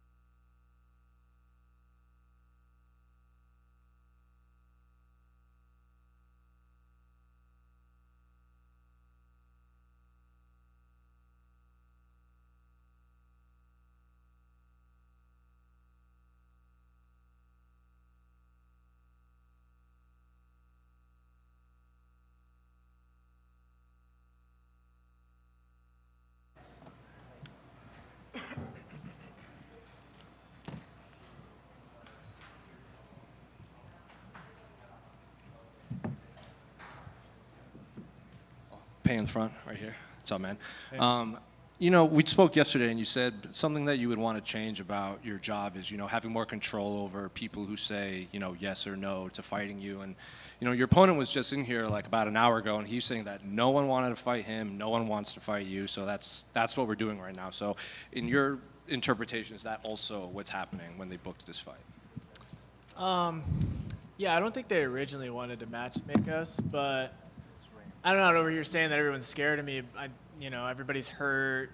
There's logistics and everything, but yeah, if I could have control over when I fight, what date, who it is, and just have it be super certain, then that would be a perfect world. But I'm happy to fight this guy. This is a tough fight for me, and that's what I'm here to do. So. It's also not every fight card, especially on big ones, that the UFC matches up like two people that they could see as, you know, future contenders down the road. Maybe they want to save that for when you're both in the top 10, top 5. So I know you both are happy to fight each other. He said the same thing, but were you surprised that you guys are fighting now, or was it just like no one else is fighting, we should just do this? Not really. I mean, it's fighting. This isn't like the building the star business. So I'm not surprised at all. And if we're both doing our job well the next year or two, maybe we'll meet up again. So, yeah. How early or how far back did you get this fight? Because he said, you know, he was originally pairing for Jonathan Martinez. He got hurt and fell out. Yeah. Then I think your fight was the last one they announced and was relatively recent. So I guess how far back did you have this fight? I got his name like 2.5 weeks ago. And that was kind of, I had anticipated being on this card, but at that point, I kind of was like, I'm probably not going to fight. I haven't heard anything. They haven't found anyone. So I was pretty much in camp. And then I got his name, like, 2.5 weeks ago. So when you go watch his fights and his previous, you know, everything he's done, what do you make of his skill set? And like you said, you like this opponent, but do you like what he brings to the table for you? Yeah, I think it'll just be a good fight, like back and forth. I think we're both going to show up to bang, and I think he's legit, durable, super well-rounded. So I think it's a really good opportunity to show what I can do as well with a high-level opponent. So, Payton, were you surprised at like how much vitriol and hate went your way after your loss no. in January? No. No, not at all. How I mean, come? I've always said, like, people, if not by the end of the career, they're going to eventually hate me. So It's just kind of crazy because, like, it's not like you were out saying, like, I'm the best fighter ever. It's just like you had a lot of attention on you, and then everybody just was like, fraud check, fraud. Was that surprising in the least? No. I mean, people are just fickle. Like, and then especially online, our memories are like goldfish, you know. It was kind of over with like 3 weeks after it even happened, but no, I wasn't surprised. How soon did you get over the loss? I'm still not over the loss. I don't think I ever will be over that. I took that to heart. That's like, you know, it's a loss, but the ref isn't in there, and you're on the street with somebody like that, and like your life could be ended. Like, it's deep, man. So I take that to heart, and that's been my motivating factor every time I've been to the gym. Was there any big lessons that you took from that fight that you could share? Yeah, just be a more well-rounded fighter. Yeah. Are you letting the hair grow back out big, or is just kind of just going with it? I am right now. It's longer, yeah. We'll see. Good luck. Thanks. Payton, I know you mentioned there the people having goldfish memory, but I think the UFC, even regardless of you coming off a loss, still sees you as a potential future star in this sport. Obviously, putting you on International Fight Week seemed like they were just determined to put you on this card. So, I guess how does that make you feel from a promotional standpoint? I mean, it's nice. Like, at the end of the day, like, the important thing is to just, like, you know, get in these dog fights and try to come out on top. But still being able to be offered that kind of an opportunity is nice. It's just like opportunity to overcome adversity. So, Given that goldfish memory we just talked about, do you think come Saturday night when you make the walk, the arena will be cheering for you all over again? I don't know. Maybe, I'm sure there will be some cheers. I don't really know how it's gonna feel. Yeah. Last one outside of what was harder, the Barcelos fight or the Ryan Hammers fight? Probably the Ryan Hammers fight. That was like over before it started. So, yeah. Payton over here. Payton, did you notice a big boost in your profile and just attention after appearing in the Frankish Ocean video, and what was that like? Wait, appearing in the music video? Oh, yeah, that wasn't a music video. Oh, well, appearing on his just profile. Did I notice like more attention? Yes. Yeah. What was that like? Just a lot of people just, it's a crossover we just don't see that often at this stage, with stars from the UFC to more mainstream and other stuff. Yeah, it's like, I admit, you know when you go to like a zoo and you see like a polar bear like inside of a zoo? It's probably like how the polar bear feels, just a bunch of people staring at you. Thank you. Yeah. Did you tell Frank to drop soon? To drop what? More music? Nah, that's his decision. Hey Payton, over here.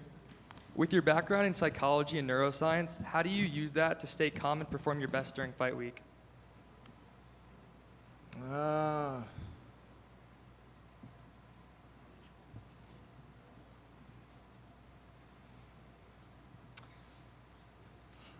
I think it just goes into like preparation. I don't know if psychology plays too much of a role into like the actual fight week, but I think just staying present and your ability to like recognize negative thinking patterns.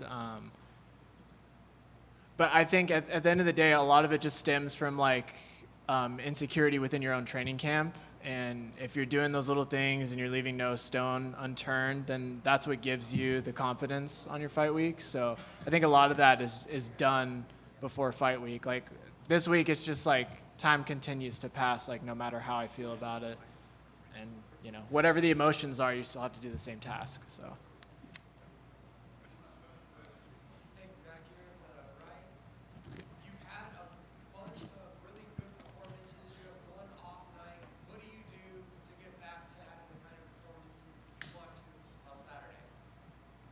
It's already been done. I mean, I just have to show up on Saturday and just be me and fight how I am. But all the work's already been done. It's just been, you know, getting back to what's important in training, getting on top of strength and conditioning, and just like countless hours of drilling some of those holes.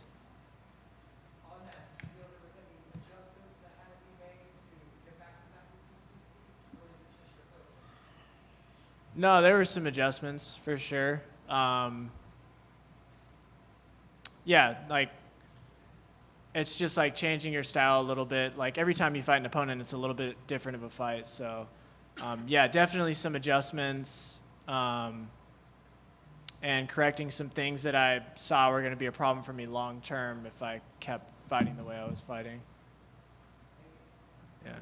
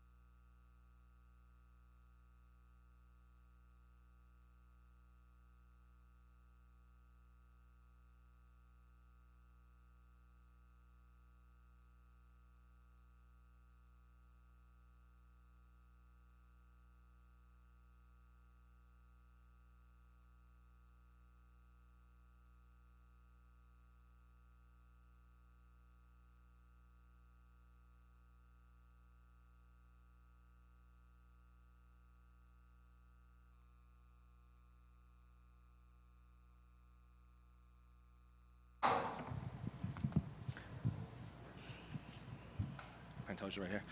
Obviously, the last time we saw you was here at this media day, and preparing for a big fight at the T-Mobile. So I'm curious, are you feeling the UFC is getting behind you a lot more now? You know, you headlined the pay-per-view at the end of the year, your co-main event of IFW, you headlined in Rio.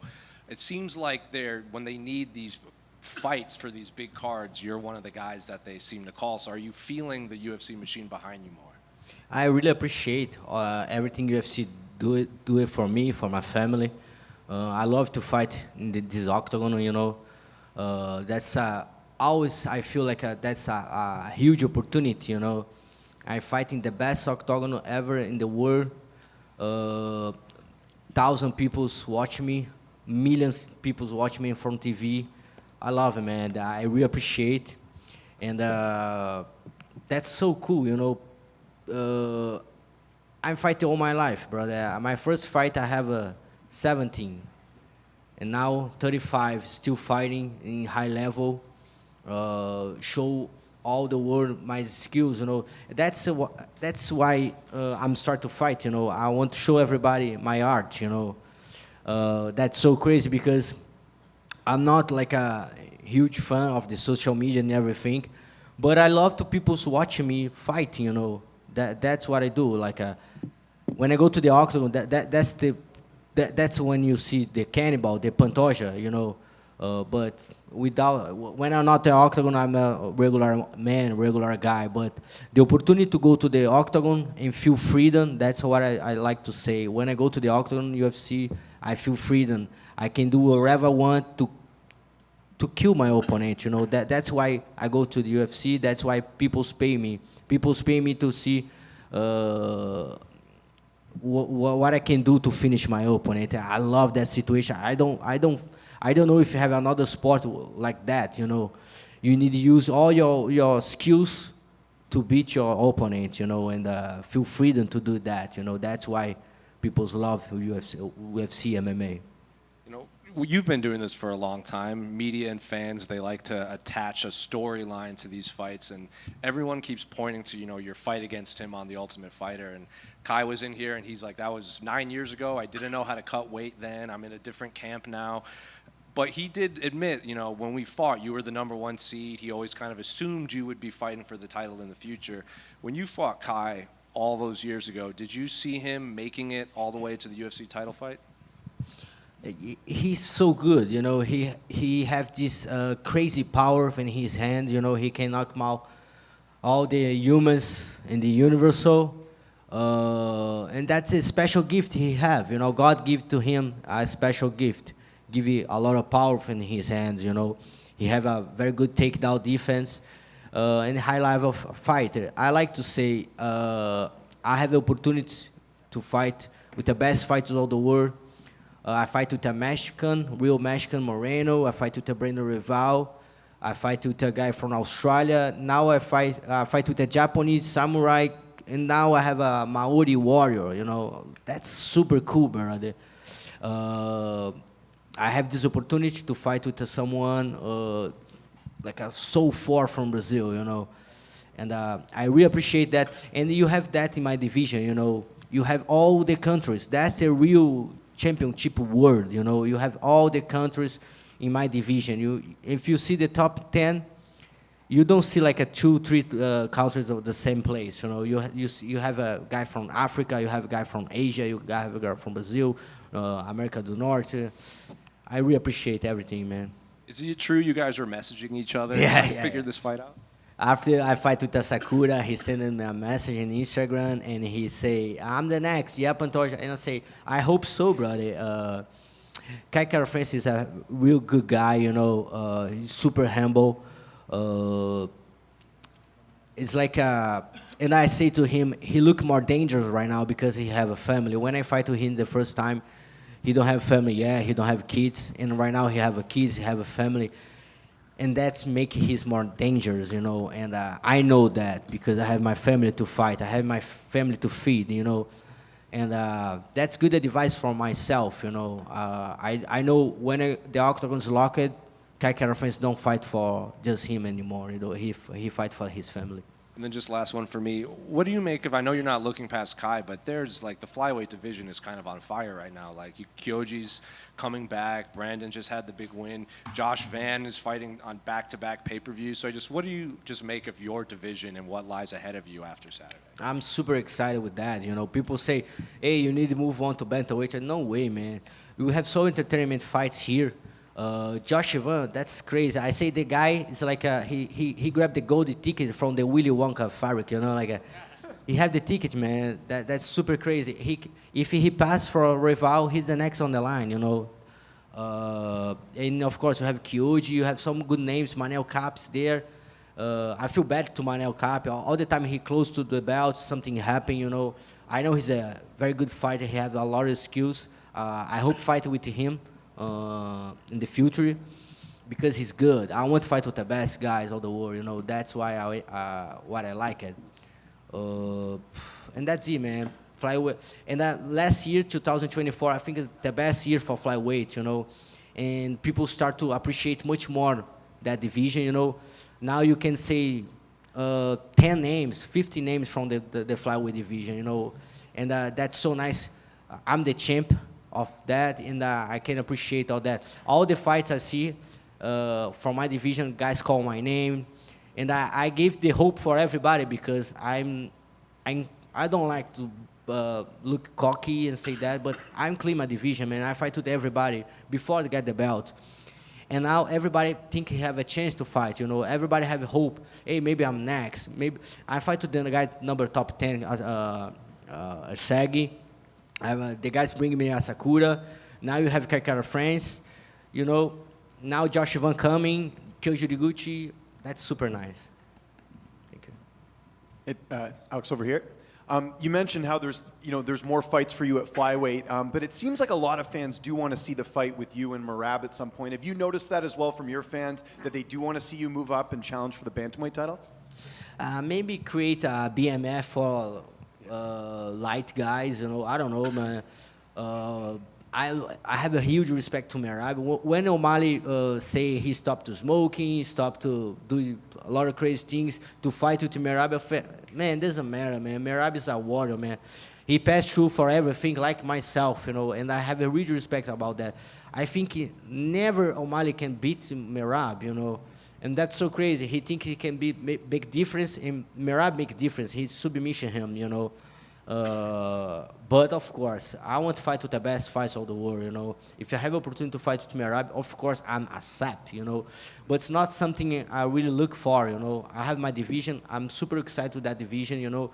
A couple names, new names coming. Josh Van is a nice surprise to everybody, you know. He fights so good. He make a very good fight with the Bruno Bulldog. And maybe he's a next challenger for me.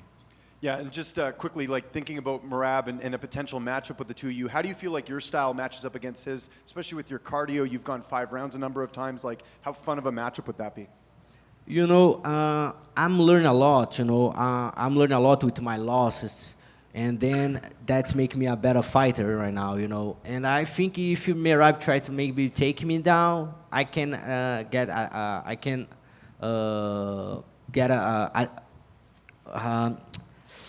I can use that, you know. I can use my grappling. I have a very good jiu-jitsu. I have strong guys in my in America top 10. I have very good bantamweights in my in America top 10, and I can make a very good training camp for him, you know.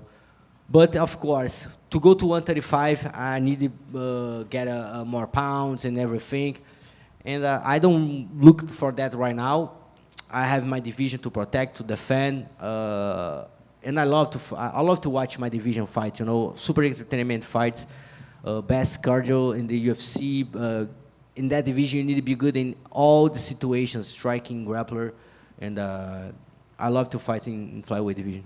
And just last one for me, who do you think wins that fight with Brandon Royval and Joshua Van? I know you're really praising Van here. You fought Royval. How do you see that fight playing out on Saturday? That's a very interesting fight, you know. People maybe don't know, but Royval have amazing skills in striking too, you know.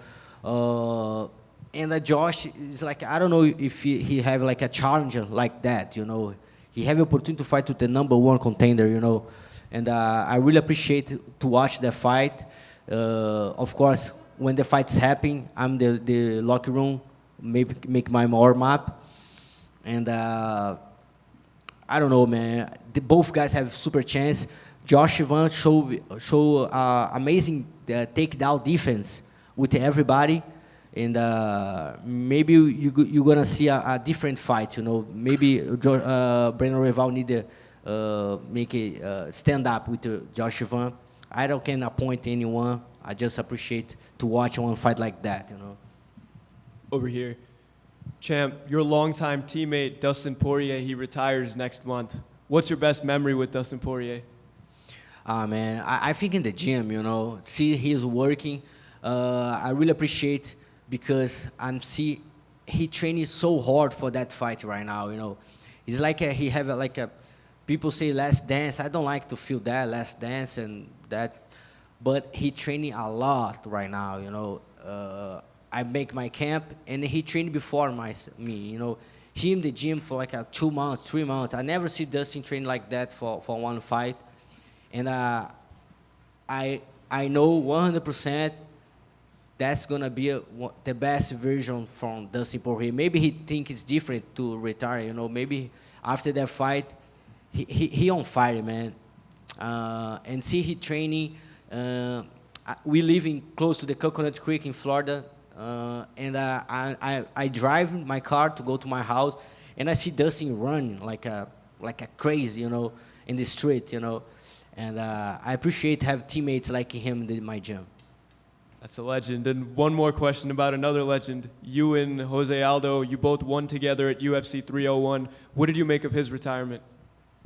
Man, what I can say is like after he retired, I see he posting Instagram, he go play soccer, go do it wherever he want.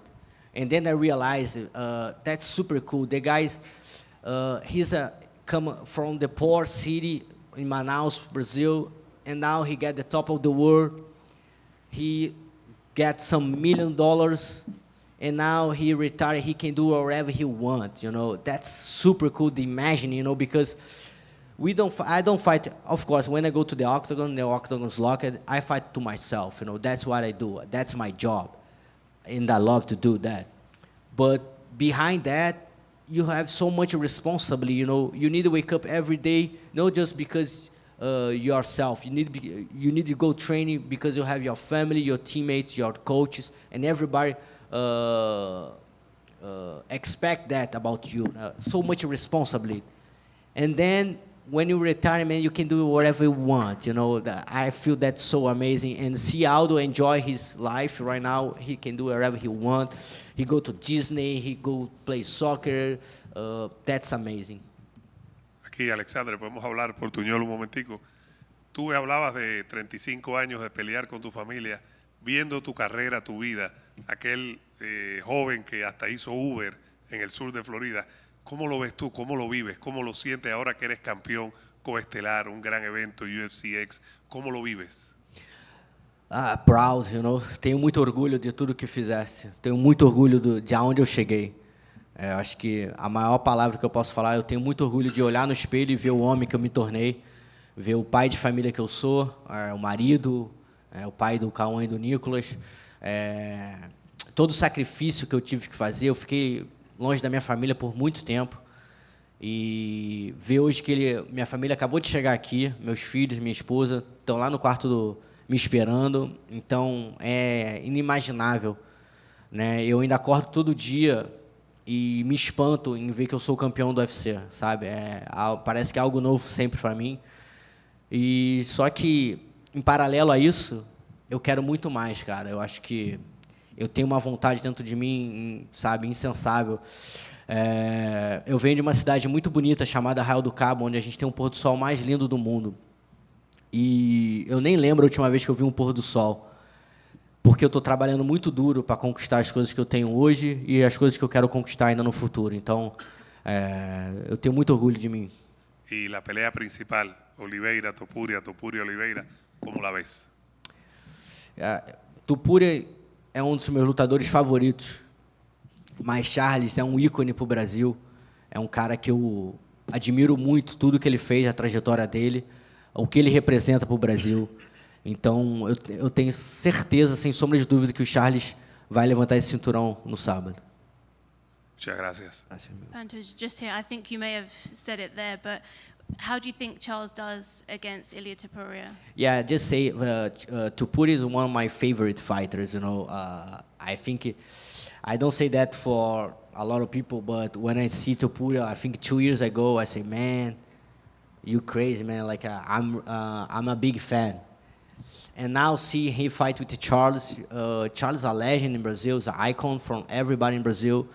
To how to you win your life, You come from favela in Brazil, come the hood with a poor place, and then he not just changed his life, he changed the life of his community, If you see Charles have like 20 people with him right now, he bring all the people with him, give opportunity to everybody, and that's so nice to see, It's not just about his life, he changed all his circle, and I see Charles can finish that fight.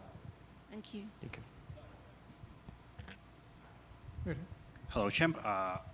The next day after the fight, your team Flamengo is playing Bayern Munich in Miami. So will you be in time for that game? And what's your prediction on the winner of the World Cup? Yeah, that's super nice. Have Flamengo player in the Mundial soccer. I love to watch. I watch all the games. My wife and I give to my father-in-law tickets to go to the game because we can make it, and that's a birthday present for him and his wife, my mother-in-law. And man, if Flamengo go to the finals, I go follow Flamengo in the finals. I think we have a very good team to that competition. And we can win the game, I support Flamengo, maybe 2-1, maybe 2-0. Flamengo have a very good team. That's super nice. I don't know if everybody know about soccer, but that's nice seeing that competition, European teams, billionaire teams, play with small teams in Brazil, and Brazil still won. We won all the games. Super nice, and I'm with Flamengo. Let's go. Obrigado. Good luck. Thank you. Pantoja, I was wondering, with bringing in the UFC, bringing in Kyoji Horiguchi, it feels like, Pantoja's beaten so many guys, we want to make an effort to bring in more flyweights for him. But is it awkward? Because obviously he's also an American top team guy. Have you guys talked about this at the gym? Kyoji helped me to get this belt. If I don't have Kyoji Horiguchi, I don't know if I can go to this high level, Kyoji me push every day, man. If I have a bad day, Kyoji gonna beat me in the gym, And I really appreciate have a guy like him. And I really hope hold this belt and wait Kyoji Horiguchi, because when I train with him in the gym, I not can hurt him. But in the octagon, when it's real, I'm gonna hurt him so bad. I did also want to ask, what is the mood like at ATT? Obviously, you've been the champion there for a minute, but now the team has 2 belts with Kayla Harrison winning. Just wondering, what's that like, the energy at the gym right now? Man, if you go to America Top Team, if you step in that gym, you can smell the victory, You smell all the sacrifice. We have 100 professional fights every day in the gym. See Kayla Harrison take this belt, man. That's so good, She trains so hard. She's such an inspiration for everyone, And yeah, man, you have a best gym of the world. That's super cool. You train with these high-level partners. And I say in my gym, man, everybody's so obsessed to the success, Everybody trains so hard every day. That's crazy, man. And that situation, everybody's obsessed all the time, You see guys training 3 to 4 times every day. In the same situation, you have Kayla Harrison, you have Pantoja, you have guys like Victor Diaz, one of my teammates. He followed his dream. He go to the gym. He's one of more training in the gym, and after the training he go working. He teaches jiu-jitsu class. He working another job and back to the gym to training. You have all inspiration, You have Kayla Harrison doing sacrifice and you have this guy, Vitor Diaz, training every day and working, you know, that's a lot, man. I really appreciate having a part of the team. I just say all the time I see the guy, Dan Lambert, and I think everybody like MMA needs like a be grateful to have Dan Lambert, you know, and everything he does for with America Top Team. Thank you. Thank you. Thank you, guys. Appreciate it.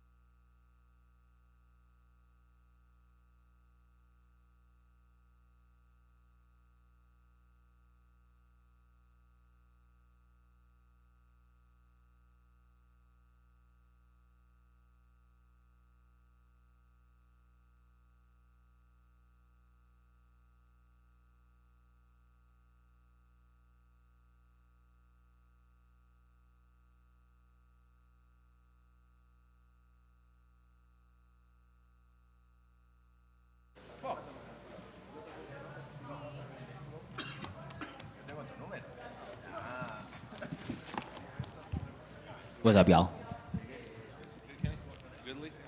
Oh, Brandon, front right here.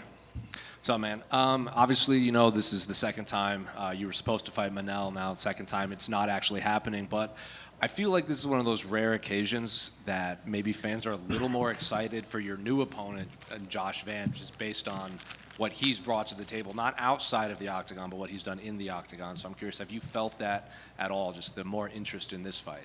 Yeah, we got boosted up to the main card because Joshua Van.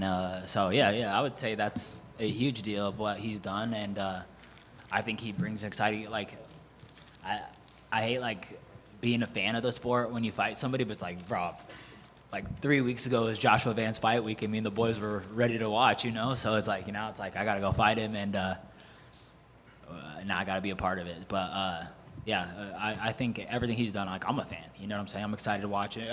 not, you know, whatever.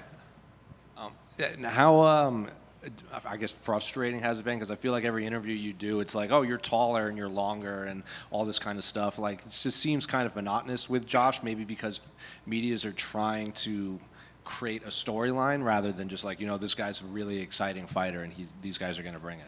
Yeah. So wait, what are you saying? That the storyline being that I'm taller or whatever? Like, you're just like the bigger, more experienced guy rather than like this is going to be an exciting fight. Well, also it's just like the amount of fights that he's popped off within the years. Like, I don't know how much fights I have in the UFC or how much fights he has in the UFC, but I mean, his experience is catching up. It's not like I'm gonna go in there thinking anything different of like, this is a rookie, this is the first time stepping the cage. No, this guy has fight on fights these weeks. He's fought on some of the biggest cards of the year. Yeah, so it's like that. I don't take any of that as anything.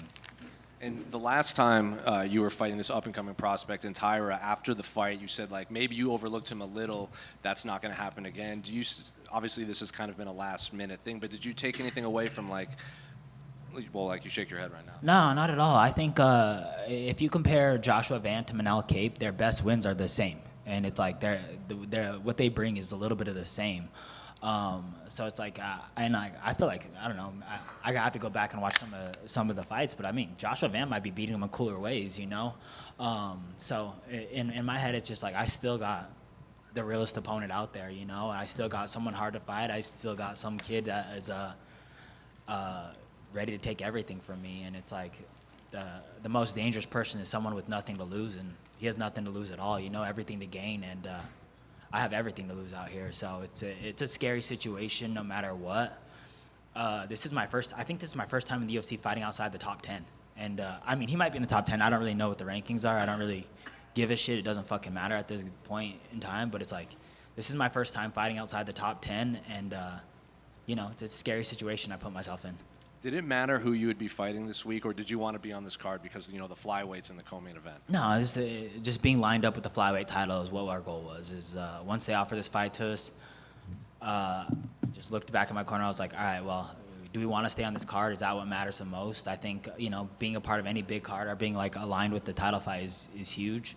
I prefer main events and 5-round fights, but you know, being aligned on this card, I think is even more important for me. And, you know, Josh was in here and he said he's going to be making 125 just in case something happens in that co-main event. And he said it himself, like, I get through Brandon, I should be fighting for the title next. Pantoja said the same thing. So are you also, you know, going to try to hit 125 just in case? And is it after getting through Josh, it's title shot's mine? We'll see what that last pound looks like. But yeah, no, that's a goal. The goal is to make 125. My weight's really good right now. And, you know, who knows what happens and what doesn't happen. And, you know, it's better to be safe than sorry. And, you know, just practicing making weight for the title fight. The title fight's good anyway, so. Brandon, what's up? Has there been any conversation of like, you win this, you are getting a title shot next? Yeah, that's what I'm hearing. And I'm telling you guys right now is I win this fight, I make a statement, I go get a title shot, and same thing with Joshua Van. We go make statements. I think we're both one of the most exciting fighters in this division. We go put on an exciting fight, which is gonna happen no matter what. One of us is up next for the belt. You were saying that, like, if you don't get it, you'd be down to go up to bantamweight and just do some kind of fan fights? Yeah. I mean, I'm down for a fight, man. I want to stay active this year. I want to fight. I want to make statements, and you know, I'm a lengthy flyweight. I can make the weight. I walk around not heavy, so it's not hard weight cut, but I'm lengthy and I can I'm taller than some of these 45ers, honestly. I tower over Alex Hernandez as a 55. No, I'm just playing. But yeah, we'll see. Were you surprised that you opened as an underdog again, but it quickly flipped? I think I'm back to being an underdog, but I'm not surprised at all. I think, bro, honestly, I think I'm the most disrespected fighter in the UFC. I think it's been shown over and over again. Anytime a money line comes out, I think I've been a favorite against Matt Snell and never again in the UFC. My whole entire career, it's been the way. LFA, I was always the underdog. Really, nothing's different, but it's just like I feel like I continuously get disrespected by the fans and whoever the odd makers or whatever it is. But it doesn't matter. It's like anytime I win a fight, there's something that comes up of like, oh, this happened. Moreno's overactive. It's like, bro, I've had more fights than him after our fight. It's like he's overactive now. Like, so it's like the narrative is weird, but I just feel like, whatever, you don't give me my roses, it's just I'm gonna take that shit. And last one for me is you were pretty open about concussions, and that was kind of like it's like the dirty little secret that no one wants to talk about in this sport. So I guess why was it important for you to put it out that way, and how was it recovering from a nasty concussion? Yes. So for me, this is something I've always taken really serious. I've sparred since I was 16, and back in the day, there was like, I always call it the medieval times. There's like motherfuckers, I would watch people get knocked out and then go spar the next week, and I was always just mind blown. Like that, I don't know what it is, but that can't be right. I don't know the right way, but that can't be right. So it was like anytime I ever got like hit decently, I was taking time off of sparring. I was never getting like, I've always been super precautious about my head and all that other stuff.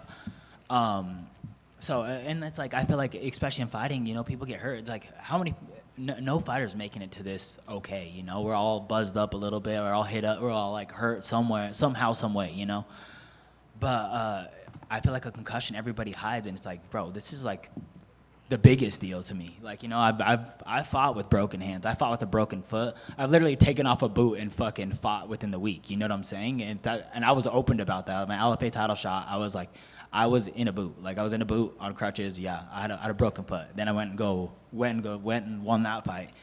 The whole entire beginning of my career, I had a torn labrum, literally just not grappling, not wrestling, just hoping that I could make it to the fight. And then back to back, I was trying to take fights like Joshua Van is now. It's just boost my career and try to get to where I wanted to be. And it's like, I just feel like you can get through with these things, but it's like there's no hill in the head. There's nothing that you can go back from on that. So it's like, for me, it's super important to take the time. I think my team's been really ahead of it. We work with a neurologist before I got the concussion. We were working with neurologists. I have all my baseline stuff done, and just seeing like what changed, what is all this, and and even now, and thanks to the Colorado, like the neurology out in Colorado is amazing. I've worked with 3 people on a consistent basis that were just helping me out on a daily, and thanks to all of them. And then I made that part of my daily routine too. So it's like, I think for me, like, I want to not stutter. I already talk like shit half the time. I get nervous when I see you guys. It's like, I'm always like, I don't want to be stuttering when I'm older. I want to have my wits about me. The UFC is my favorite thing on earth, and being here is amazing. But I have a life to live after this, and I want to watch my family grow. I want to watch my niece grow up. I want to watch all this stuff, and I don't want to be one of those guys that are, stuttering, shaking, and all the above. Brandon, to your left right here. Obviously, you mentioned they're being disrespected. I can agree with that. You're a very fun fighter. So do you think if you indeed one day go up to like a bantamweight division, given how fan-friendly your style is and how violent you are sometimes, do you think that would potentially get you the respect you deserve maybe amongst the casual eye? I mean, I don't know. I really have no clue. I don't know what it is. I mean, I don't give a shit. I still got to fight no matter what. But, I mean, maybe it's just being a flyweight. I don't know. Yeah, and I think it has a lot to do with that, obviously. But factoring in your history with Alexandre Pantoja, and you just mentioned making a statement this week against Josh Van, do you feel like it has to be like maybe something like of a highlight reel statement to get that other shot against Pantoja? Maybe just given how many times you faced him already, it's kind of like been there, done that for the fans. Yeah, absolutely. And that's, I'm only out here to make statements. I'm out here to make money. This is like, once again, this career is short-lived. I'm out here to make statements. I'm out here to make bonuses. I'm out here to get more money off of this. And, you know, Joshua Van's the same. So I feel like the fight's going to be all highlight reels. I was wondering, last one for me. The champ just spoke also about how good this division is right now. Obviously, like you just mentioned, being a flyweight maybe doesn't give you the eyes you guys deserve. But what's your opinion on the current state, right? We guys got like Josh Van who's about to fight you, and just we're seeing new talent come into this division. Yeah, and it's cool watching like I've watched Josh Van. I watched his Fury title fight where he got signed to the UFC. Like I was there in person, and it's cool watching these like new up and comers and some of the guys that I'm working with, and like you know, and just seeing how far this division is gonna go. I think you know, as a boxing fan, some of my favorite divisions are the lightest divisions, and some of the more skilled divisions are always that. And it's like I feel like within the next few years, you're gonna see some of these nasty kids come out, and you know, you'll see Joshua Van touch gold. You'll see Tatsuro Taira touch. You'll see these guys that are young, you know, that are making strides already touch gold, and it's going to be cool to see what like all their careers shape out to. Brandon, just over here. Of course, you've come up short against Pantoja in the past. So, do you think he retains the title against Kai Kara France this Saturday? I don't know what that had to do with that question. What? Well, dang. Depending on what you say. But I mean, I don't know. I think the thing with Pantoja is. I think anything could really happen in a fight, and it's just like Pantoja gets hit, you know, and Kai Kara France can hit, and it's just like one of those things that like I don't know who's gonna knock him off, or if someone does knock him off, but I do feel like the fighting style of Pantoja pressuring and all that stuff is gonna make it hard for Kai Kara France to like cover that distance of what gets him knocked out and whatnot, you know. And what I was going to say following that is, you know, if you do get another shot at Pantoja, have you looked back at those fights and seen where it is that you can make adjustments, and how do you think it would go down if you did get that title shot, if he did retain and you got that other opportunity? I believe in myself. I really do. I think I can take Pantoja. I think that I'll be the one to do it. I think that I can. There's a bunch of adjustments I can make from that fight. There's so much learned, and there's so much to do, and you know, I feel like I have an idea of how I'd fight him next, and I think that's what's going to take him out. And then just last one from me, just a prediction on the main event. Obviously, such a big title fight. Oh man, hopefully they don't take our bonus is really what I'm hoping for the most. Super exciting fight.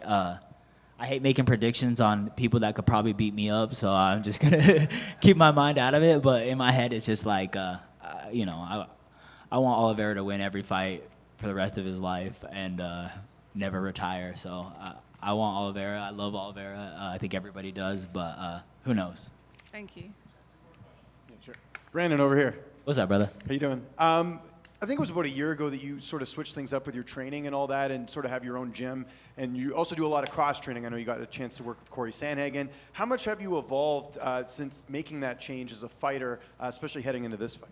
Oh, a lot. I think there's like, you know, there's a specific thing about like working with a small knit group and just adjusting and like having things cater to you. And if I have a fight, if Luis has a fight, if Alex has a fight, if whoever has a fight, we're catering that specific training to them. And you know, and it's not like if we all have fights at the same time, it's like this hour's for me, this hour's for him, this, you know what I'm saying? So I think it's like very specific on what I need to do to grow as a fighter, and specifically what they need to grow as a fighter, and how do we merge together and make it. And then you work with the team and just improve all those little skills, and you get to test it out on people and all that stuff. So it's been fun, and I'm really glad that I have good relationships all around Colorado where I can step into any gym and get the help with all these other guys and all these other, like, you know, Colorado and USA. I think Colorado might have some of the, like, per capita or whatever, the best fighters. They were doing like a ranking of like US fighters of the top ranked USA fighters, and it's like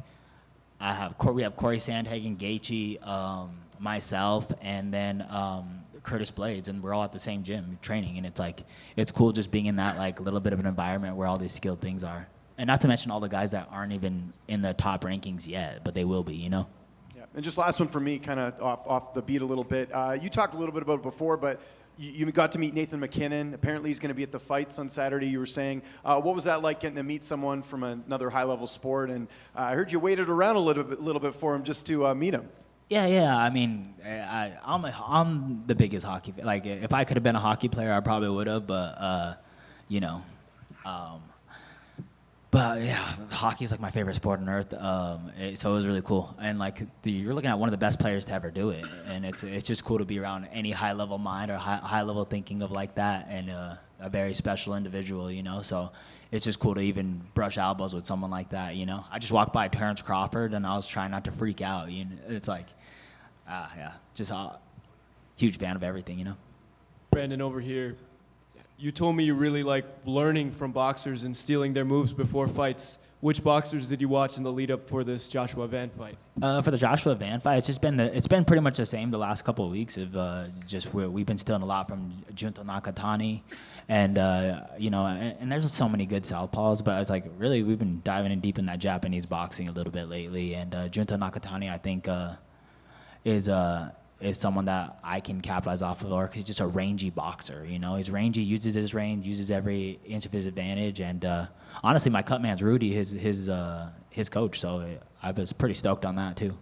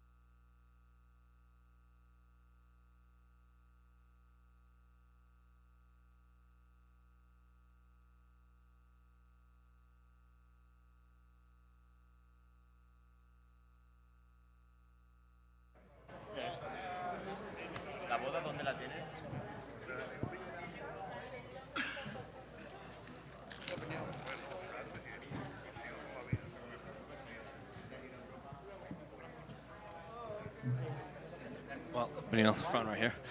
Feels like we just did this just a couple months ago here, preparing for Renato. You know, he was in here earlier, and he said it didn't feel like one long camp preparing for you because he took a bit of a break, and it just felt like he picked up and just continued where he left off. So I guess for you, considering you didn't get to fight in January, you didn't get that release, has this felt like just one long fight camp preparing for Moicano? Yeah, since it's the same guy and I'm, prepping for him and I didn't get to fight. Yeah, I would say this is feels like a longer camp, but that's okay. You make more adjustments, you study more tape, and you just try to get better as an athlete. Well, like you said, there's not a whole lot of extra tape that you got from Moicano in that fight against Islam. So I guess do you change anything, or is it just, stay healthy and show up? Actually, you'd be surprised. There was quite a bit in there. There's quite a lot in the beginning of the fights and the way they feint and the things they do. So it was actually really good for me. So you thought, like, to us, it felt like Islam just kind of ran through him. To you, someone that trains MMA in this division, what did you take away from that fight? Well, I mean, it was very competitive on the feet, right? And that had to do with the fact that they were kind of nullifying each other's feints. And when they did go, it almost seemed 50-50. Once it hit the ground at the 3-minute mark, then the fight totally changed. I agree with you, but overall, I thought there was a lot for me in that fight. And he was in here earlier, and he was, typical, very brutally honest. Moicano said in January he wanted to. The narrative was, he wants to beat the shit out of this old man. Now he wants to kill you. But he was also very honest. He's like, Beneil's way better than me off his back, and I'm probably better than him on top. So we might cancel each other out. So I guess, how do you see this fight playing out? I don't know. I think I'm better than him everywhere. I don't know if that's, yeah. I'm pretty sure wherever the grappling fights goes, I'll be fine. And, Moicano was also in here, and he's saying, like, rankings don't matter in the UFC anymore. It's all, like, about timing and popularity and all this stuff. So I'm curious, what do you make of, that narrative of the sport? Because it seems like, I remember you never really wanted to do interviews for a while. You just want to let your fighting talk, but now we're here. Yeah, I would say I think rankings still matter to some degree because they can be used against you, and then obviously I think rankings still do matter. I think it's who you get, and but I think obviously personality seems to matter more, and how much you can get your name out there matters more. So I understand I have the best presence, whether it be in person or in social media, but ultimately, I got into this for fighting. I didn't get into this to be a personality.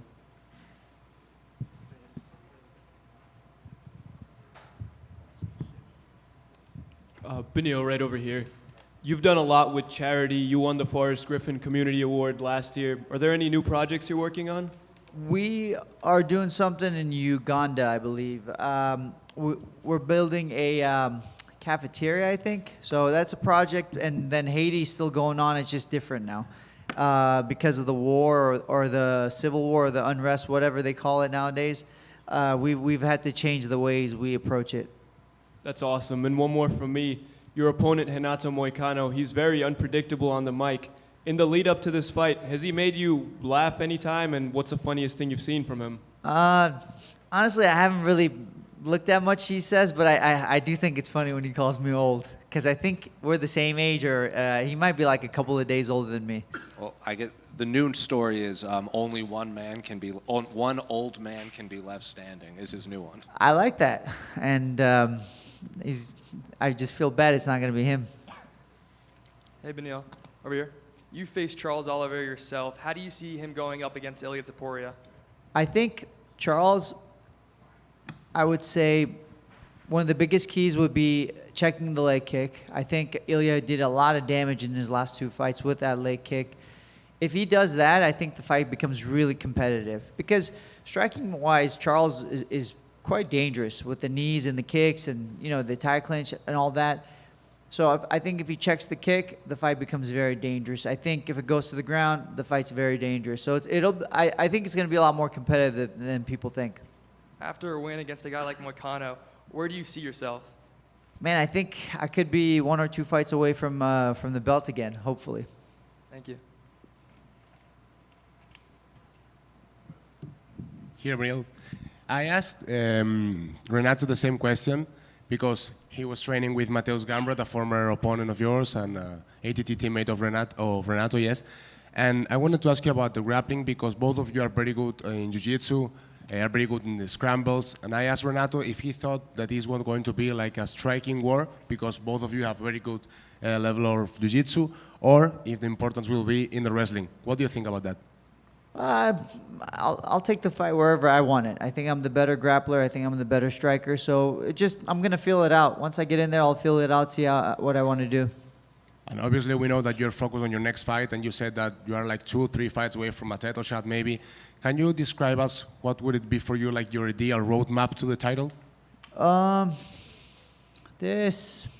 Somebody in the top 5 and then, title. That would be the ideal one. I don't really have specifically anybody in mind. Obviously there's a while that I was hoping to fight Dustin Poirier, but he's retiring, so I don't really have anybody specific in the top 5 that I don't want to fight. To be honest, I don't know why, but I'm not a big fan of fighting Max Holloway. I've been such a fan of him since, we got into the UFC. I think he was there before me, but I've been watching him for such a long time, and I never really expected that he would be in our division. So I don't really love that fight, but obviously if it presents itself, I'll be fighting him. But yeah, in an ideal world, after this fight, I get a top 5 opponent, and then I fight for the title.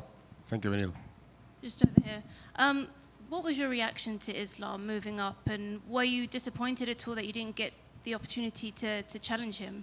I was extremely disappointed. While I was on the win streak, and then also possibly in January, I thought it would. I was gonna get picked to fight him, and I was feeling really good come January, and it didn't happen. So, I mean, it was tough. We really had to work through that one. And how do you think he does at welterweight and against JDM? I think he's going to do well. I think it'll be more striking than grappling. I think JDM's defense seems to be really solid, and he's going to continue to work on it. And I think actually the easier path will be striking for Makhachev. Thank you.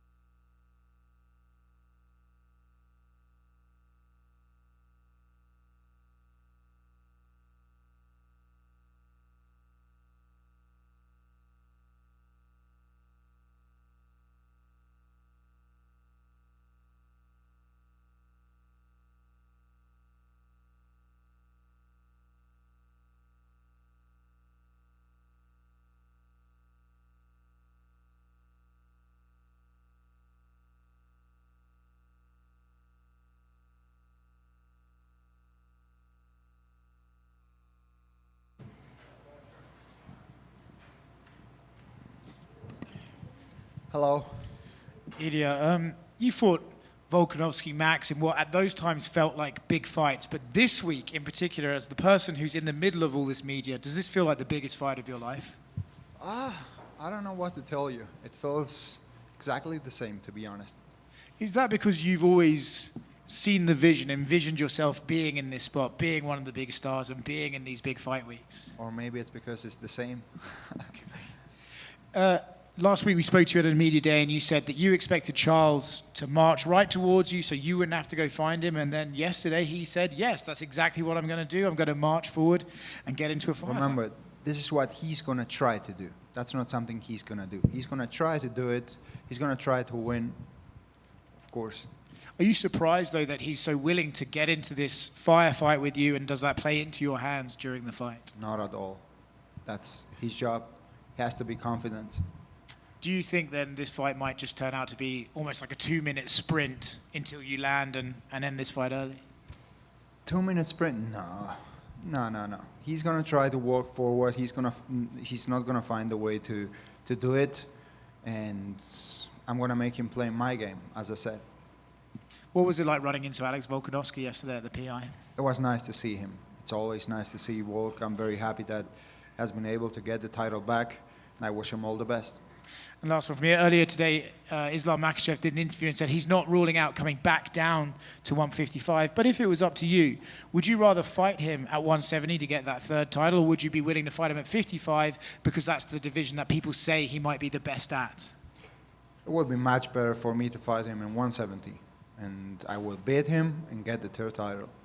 That will be the best scenario for me.